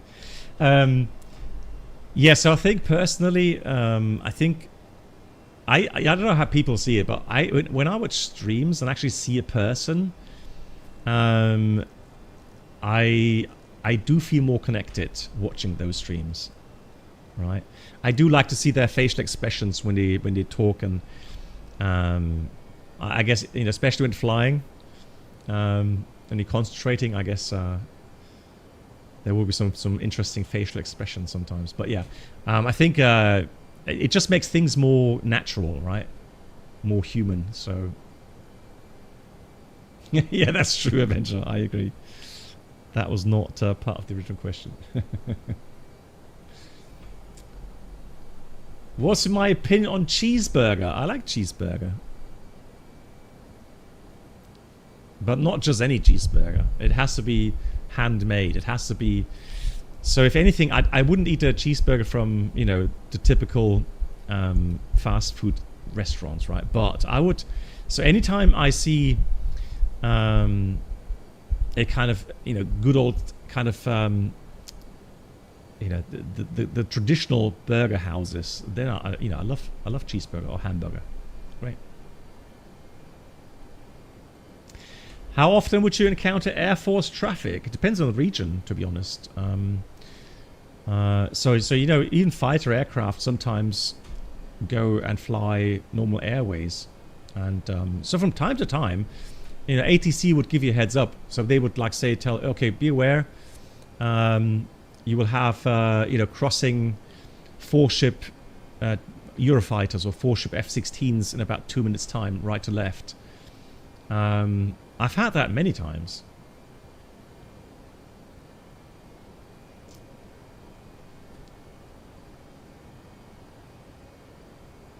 Oh yeah, absolutely. Handmade at home. I love that, yeah. Oh, I love durum. Yeah. I love kebab, durum, yeah. So the thing is this, guys, per se, I mean, I know it's under the subject, like, fast food, but kebab and durum per se are not unhealthy, right? I mean, if you argue, oh, but the bread, okay, right? But otherwise, I mean, lots of vegetables, right? A bit of sauce, maybe some meat, right? But there's a lot more. Normally, there's a lot more, vegetables on a kebab or a durum than.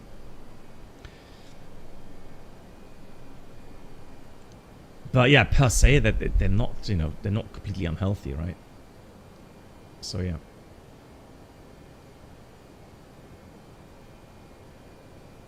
Also, people often mistake a good diet and and go and turn that into two religions, a kind of a religion, right? So if you on average, so let's say 4 or 5 days in a week you eat a healthy, balanced diet, lots of vegetables, not so much meat, and then maybe have 1 or 2 days per week where you kind of have like a cheat day, you eat pizza or you eat a burger or something. It's perfectly fine. I mean, you don't have to eat, completely healthy food 365 days in a year, right? It doesn't make sense. You got to live, right? Oh, Mark, no, I know that you don't. I know you don't.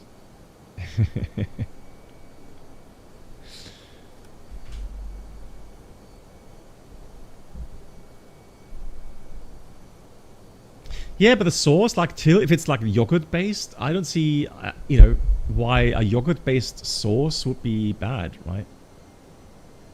Hey, nice, Nate. Yeah, have a good dinner. Godspeed to you as well. Thank you, Nate. Take care.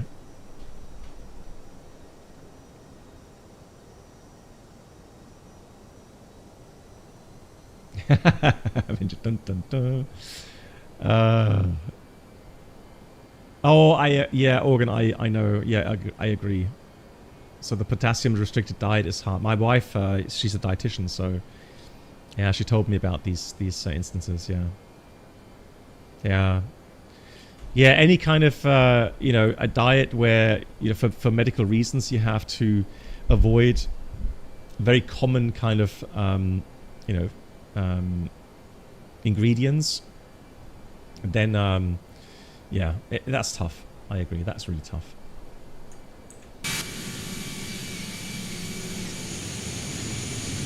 And now you're hungry again. Yeah, I actually went cycling today, so I burned lots of calories prior to the stream. I'm hungry as well. But my wife made a nice Asian salad. So cabbage. It has chili, a bit of white chicken meat. It has some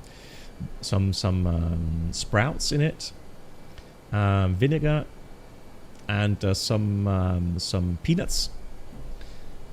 Lovely, love that. Oh no, really, Yannick? Okay, your Dönermann is closed already.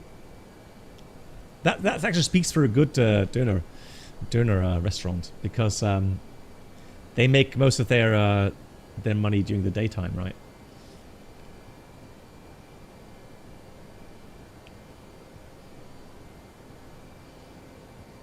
Yeah, Organ, I feel for you. Oh, man. You were told there would be snacks. Who told you that? There's a one-engine-out airline here.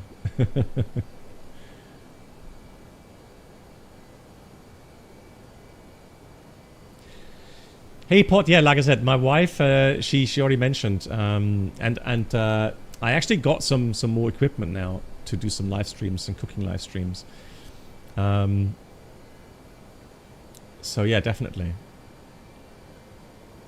I promise snacks. I have a my age I tend to forget things really quickly. Did I really promise that? I can't remember.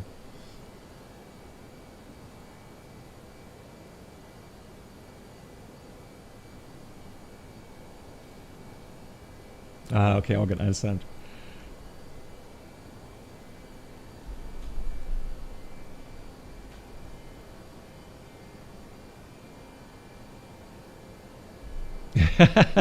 Yeah, good. That's true, Alyamar. Oh, did you land in Ponta Delgada? Because I heard you go around again, and then so you did land there. Okay, GG's.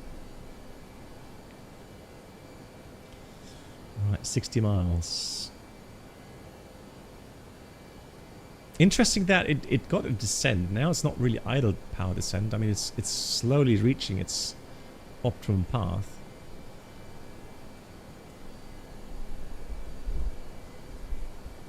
Oh, you mind? No worries, no worries. All good.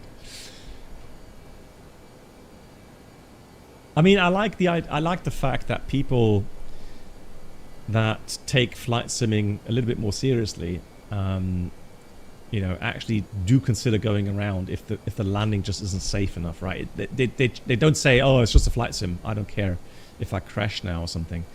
So they move past that point and they say, no, I want to, you know, I want to land safely, right? So then, you know, find a point to go around if it's not stable enough. Oh yeah, that's true. Yeah, we got the salad emote. Yeah. Chris, how are you doing?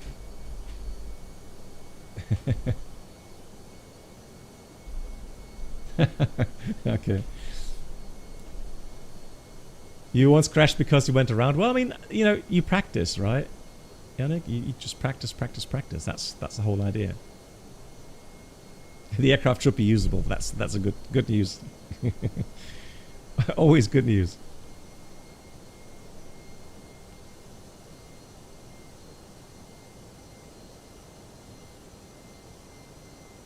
HD Sim, yes, we are. So we went around twice in Ponta Delgada, and you know the whole principle, right? I'm quoting real-world procedures here. So you are allowed to do a second approach, okay? Unless like the conditions are so bad. I mean, I gave you an example. I flew. That's a real life story. So I flew in the evening to Salzburg, and Salzburg they had a low pressure area moving in. The forecast for the winds was like an hour after our expected landing time. So during our landing time, the winds were supposed to be fairly normal on the ground, which they were. So we got into the approach at Salzburg, and let me show you the for those that aren't familiar with Salzburg Airport, what that looks like. So, search airport. So, as normal, info, charts. What's happening here? No charts. What? What am I doing? Flights, search. Oh, there we go. So you have the ILS 15, okay? So this is where you land. Here's the runway. And then you land into a valley, okay? So you've got high terrain west and east of the airport. Now, the wind was very strong from the west, and they had a low pressure area moving in with storms forecasted in the night. All right, but the actual winds on the ground were 9 knots. The report was like, I don't remember exactly, but let's say 120 at 9 knots, okay? So fine conditions to fly the ILS. Now we're coming along 4,000 feet. At 4,000 feet, we had 70 knots, 70 knots from the west. All right, we descended 3,000. We had like 55 knots. Thank you much for the reminder. So we had 55 knots, right? And then I asked the tower again for a wind report, and he said, yeah, like I said, 120 at 9 knots. And I said, well, we've got here 3,000 feet. And remember, that's only 1,500 feet above the ground, right? We've got like, 50 knots from the west here. Something must be wrong, right? So I already knew something wasn't adding up. And so yes, obviously wind shear potential, right? Now we already planned for flap 3 landing, all good. One thing though that we did, and I asked the tower for a pilot report. I said, did any aircraft land within the last 60 minutes? And he said, no aircraft within the last 60 minutes. So there's no real pilot reports, right? So then the next thing we noticed was literally as if someone pulled the plug out of the weather. Like, you know, like flight sim, weather update, 0 wind. So the aircraft just fell. It just felt like we had a falling sensation. And immediately the GPWS called out wind shear. Right, so we had a true wind shear recovery procedure. And then we climbed up quite well. The climb rate was good. We didn't speed up, so we maintained the 150 knots or 145 knots. So we have 165 maximum for the turn, so you don't get close to these obstacles, right? And we've reached 6,000 feet in the missed approach, and then we got onto the eastern side of that valley, and we got severe turbulence. I'm not joking. I heard people scream in the back. That's how bad it was. So we immediately requested, climb. We climbed to, I think it was 12,000 feet or something. And then, of course, you know, while strictly speaking, you can do a second approach, right? And the controller asked if you want to do a second approach, but you have to ask yourself the question, does it make sense? And of course it doesn't, because you have to realize that, you know, the wind is still as strong as it is. So you're going to have another wind shear, right? It does, you know, it does not make sense to do a second approach. So we diverted straight to Linz, I think it was. Yeah, Linz we diverted to. But let's say, for example, today with the wind in Ponta Delgada, hang on, that's not the one I wanted. Then obviously, you know, it was okay to do a second approach. Now, after your second missed approach, then there's a different rule, and that is, you can only do a third approach if conditions change in a manner that then makes a landing very likely. Right, so obviously now the wind not changing, there is no improvement in the weather, hence you can't do another approach unless you have like an emergency where you say, I'm going to use captain's or commander authority because that's what I deem to be the safest course of action instead of diverting. Then of course you would do a third approach, right? But in these conditions that we had, obviously you cannot do a third approach. And that's why we diverted. So windshield recovery. Okay, so there's two procedures when you go around. So there's one that's normal go around, right? A320, for example, go around flaps. You put the flap lever up one notch. Then you call out your modes. Make sure that you have, you know, the go around thrust. Make sure you have good climb rate. Then the pilot monitoring says positive climb. Gear up. That's a normal go-around procedure. Now, if you go around because of wind shear, you do not do a normal go-around. So if you are in an actual wind shear, either that you say you are in a wind shear or you have the GPWS call out wind shear, you do what's called the wind shear recovery procedure. So there will be a certain call out. For example, you would call out wind shear, I have control, max power. And you slam the thrust levers into the toga notch. And then you take about 15 degrees pitch up, and you follow the flight directors from that point onwards. However, there's no change in configuration. You leave the flaps, you leave the gear alone until you're out of the wind shear. So that's why we refer that to that as the wind shear procedure, or the wind shear recovery procedure.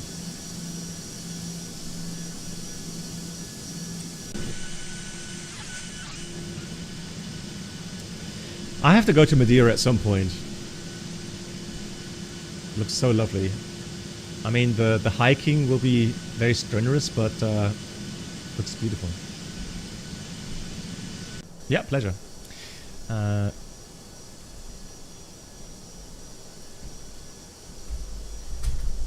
That scenario in the FSI panel, if you have an add-on that would simulate that correctly, yeah, true, it would be interesting.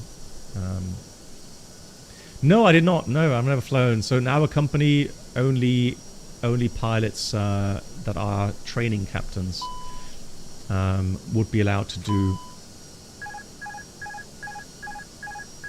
that approach. Alright, manual flight. Flight director off bird on. And then we'll activate the approach phase, although I have to enter the values, of course, so I've been talking too much. So we got 1021, 1021. We have 23 degrees. Yep. We'll continue to descend down to pattern altitude 1500 with visual separation from the terrain.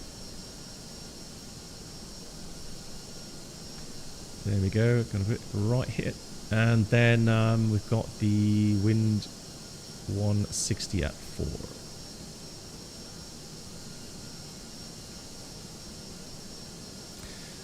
We're landing 05. This time we'll do config full and we're weighing 61.7.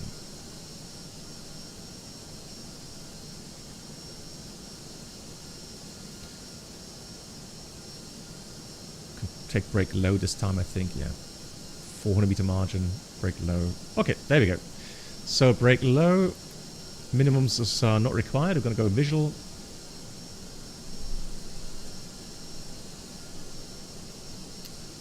No, back then when I was a first officer, I was never a first officer on 320, and on the 737 we didn't fly to speed brakes out. We didn't fly to Ponta on the 737. Yes, France. Now airport. Yes, it does require a separate qualification. Yeah. So you know that there's airports that are only for captains landing, and then there's airports obviously with a very special kind of or complicated approach procedure, where you know that training captains receive a separate training. And that's why they then, you know, are more qualified to do these approaches.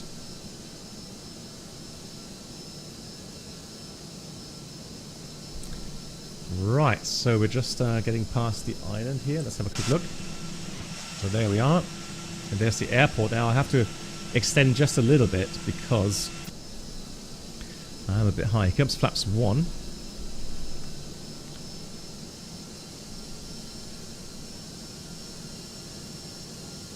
Now we've got to be careful with the speeds here. So extend speed for the landing gear is 250 knots, but retraction is only 220. So I can go extend the landing gear here.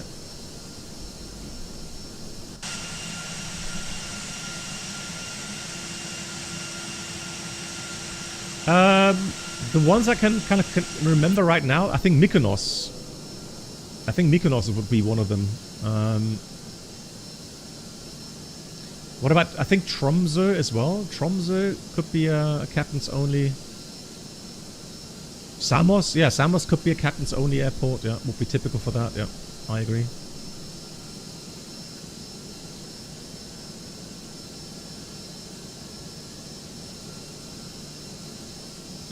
No, Split. No. I landed a Split many times on the 2-3, and it was never a captain's landing. No. Yes, Gathos could be as well. Yeah, a lot of these airports, you know, very short runway. Those could definitely be captain's landings. Yeah. Right, are we in a position to try the approach? That's the question. There's the runway. We are 5 miles out. Yeah, we can. Yeah, let's do that. So we have the landing gear out. I'm going to put the flaps to 2. So it's kind of a non-standard visual approach.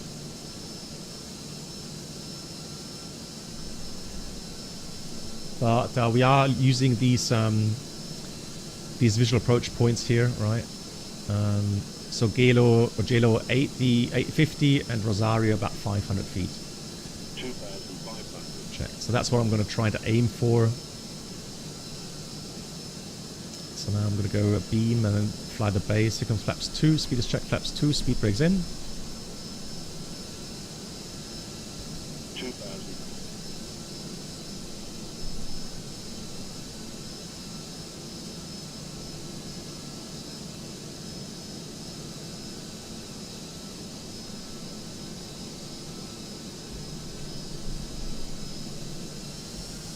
Flaps 3. Speed is checked. Flaps 3. Arm the spoilers.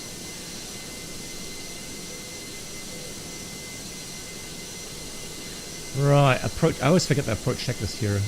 Somehow I have a feeling that I'm missing my normal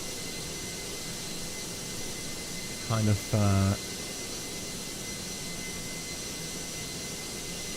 procedures. So approach bow ref is 10. Oh, hang on, what was the? Yeah, 1021. And seatbelts are on. Minimum bar row 430 feet. A bit higher still. And auto brake is low. Engine mode selector is normal. Approach check is completed. Right, missed approach. Right. So JLO, that's the thing, right? Flaps full, speed check, flaps full. So JLO is caution terrain. Disregard. Caution terrain. Is that like an ice cream factory or something? Somebody's saying that. So 800 feet. Get the speed here. 1000 check. Not anymore. Okay, interesting. All right, so now we aim for the motorway on the coastline, and we have the next one then at Rosro. And look at that, 2 red, 2 white. I don't know how I do it. You could just say it's pure luck. I don't know. Landing checklist, economic landing, no blue. 4 knots from the right. Now that's how pros. Yeah. 100 above. Right, let's see how the landing goes. And this is a freeway airport, by the way.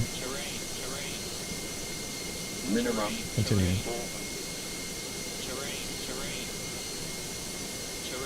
Interesting, it shows high in the profile.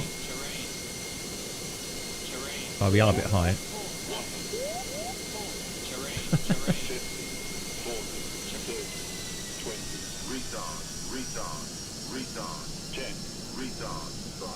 Alright, had to get down here. Spoilers, reverse green. Peace out.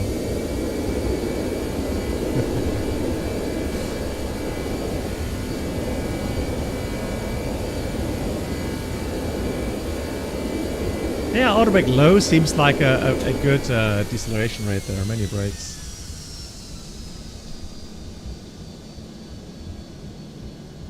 Yeah, there's a lot of call-outs regarding terrain, etc. I don't know.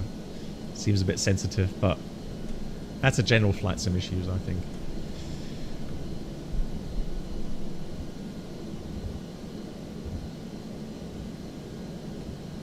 Yeah, we got behind the end. I'm not sure. I had a 900 feet per minute descent rate.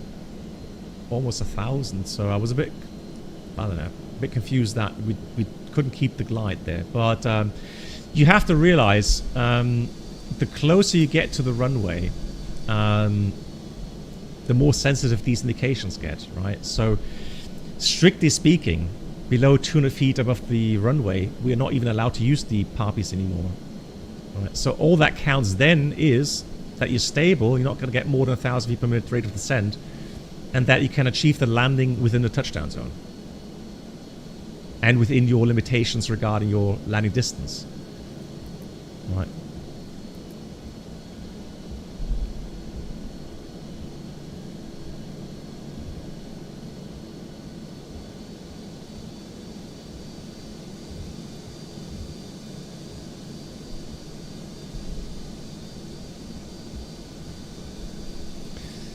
Right, yeah, so welcome back to Madeira. Now,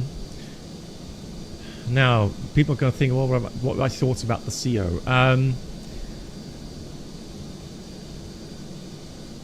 Right, brake temperatures were still fairly heavy, so they're not, I don't know, 310? Seem a little bit more plausible. They're not going up as fast as they used to. We'll see. We have to monitor that over the next couple of landings. Oh, nice F4s there. Nice. Yeah, hand flying wise, fine. Just you know, as always, with the X-plane aerodynamics, very natural, very nice. No complaints. Yannick, take care. Good night. Have a great weekend. And the textures, I'm not sure what exactly they improved, but then again, I mean, I've never really complained too much about textures. I know they're not as high fidelity as Phoenix or FS Labs or other textures, but I mean, that never really has bothered me, right? So I focus more on flight feel. Yeah, system wise, some minor things, but all in all, it does what it's supposed to do. Yeah. So it's a what I call a solid add-on, right? It's not quite there with the Phoenix and FS Labs, but overall, yeah. So okay, I take that as well as a criticism. I would share that as well.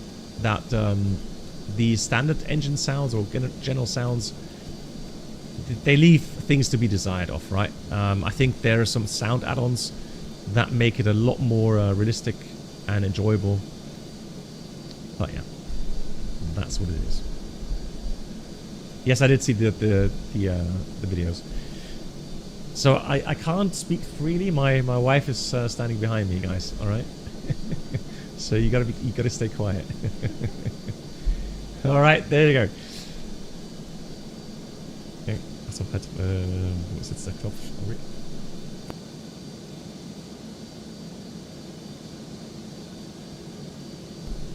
Right, snacks. Yeah, no snacks. I've got to go get my salad myself. I did. Yeah, I did order it. Yeah, and the thing is that that the European shop, it only has a waiting time of more than 45 days. So literally, you could say that we'd talk about 2 to 3 months. So I did order it through the global shipping site, but that costs a lot more shipping costs. Exactly. Yeah, I don't know.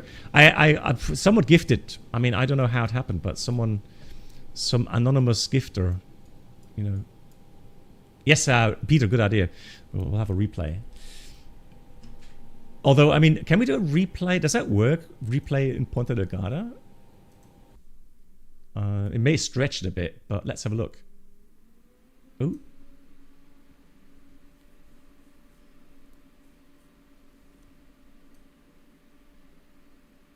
Oh, yeah, hang on. Cool. Now it's going to load in the texture. It's going to take a few seconds. Let me just wait a few seconds.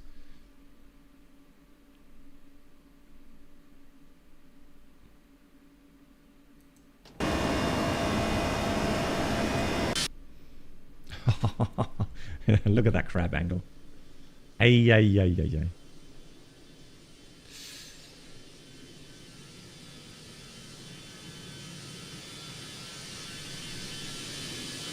Oh crap. Exactly.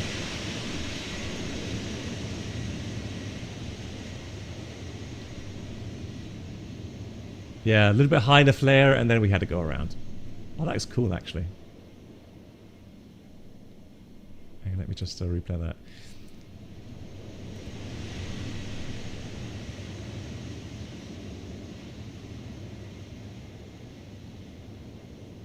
Yeah, it was just too much. Oh, then again, hang on. Can we get a cockpit view? Hang on. Does it show the... Probably not. No, it doesn't show the wind. Okay. But we saw it was more than 40 knots, right?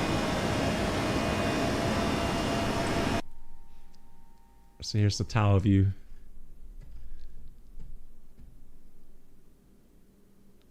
The flaps don't match. Yeah, that's true. Okay, well, that's true.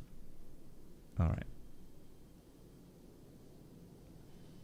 Yeah, so typical thing, we flared a bit too high.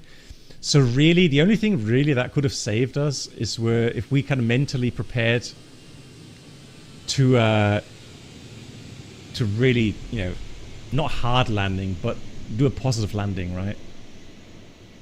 That looks nice.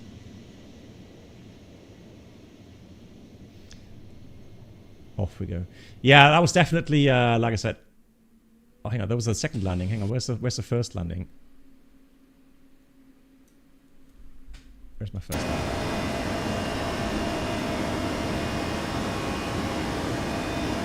That was the first landing, I think. Yeah, that was the first landing. Because the weather was a bit better then. And I think there we decided to go around a bit earlier as well, right?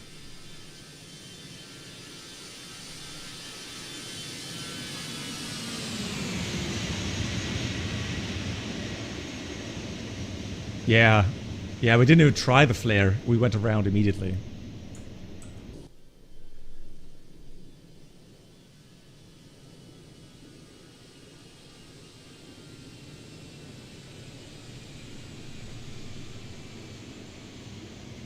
The gear doors don't simulate when you...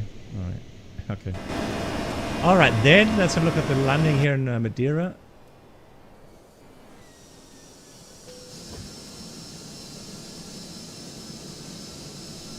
I find it fascinating that that it does actually...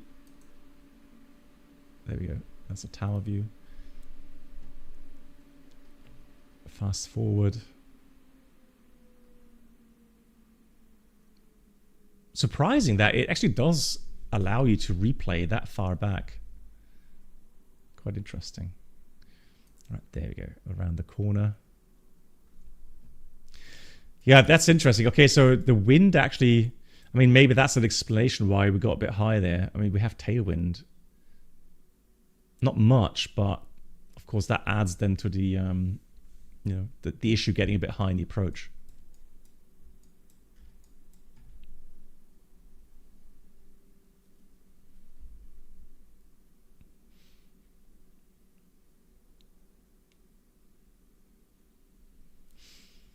Yeah, I don't know why Microsoft doesn't have a proper, you know, function replay. This replay here in X-Plane is fantastic. It is really good.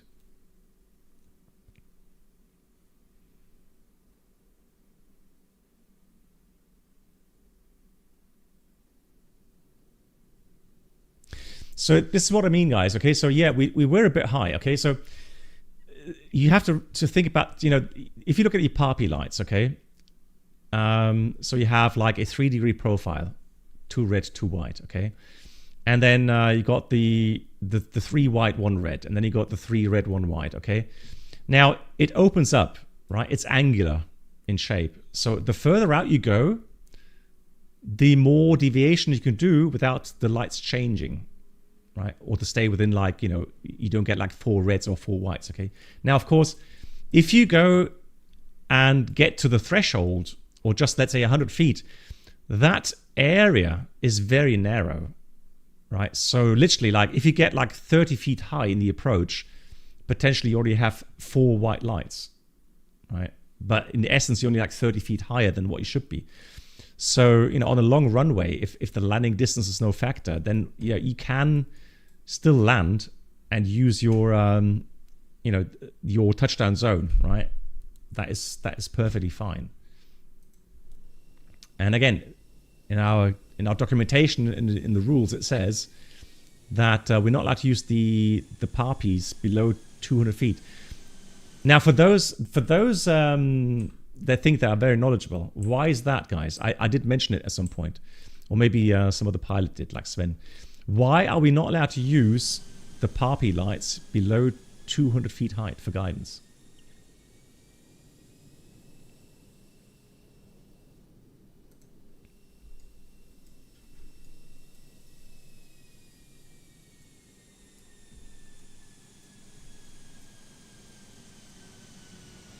I'm not sure. I mean, I doubt it's only my company, because it's a more a technical reason. Depends on the cockpit. I know. Too sensitive? Good point, but no. Here we got the flaps now. Interesting. Huh? So a little bit decrab. Positive. Kind of fell out of the sky. No, so I'll tell you why. I'll tell you why, guys. So, Let me go put the aircraft here. Can we actually zoom a bit here? There we can. Let me go up a bit. Right, let me zoom out a bit. Okay, so where's the poppy lights? Hang on, let's do that.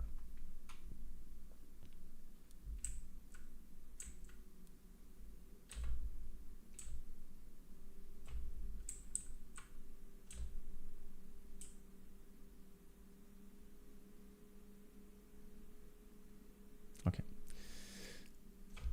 So I'm going to go down a bit more. Where's the poppy lights? Where's the poppy lights? Where's the poppy lights? Yeah, C is pressed. I'm just to zoom out a bit. Almost there.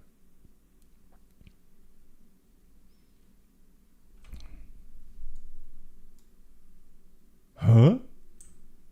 Oh, there they are. So why are the poppy lights there? Okay, so here's, I can demonstrate you, two cool things here, guys. So one is the following, all right? So let me now get onto path, okay?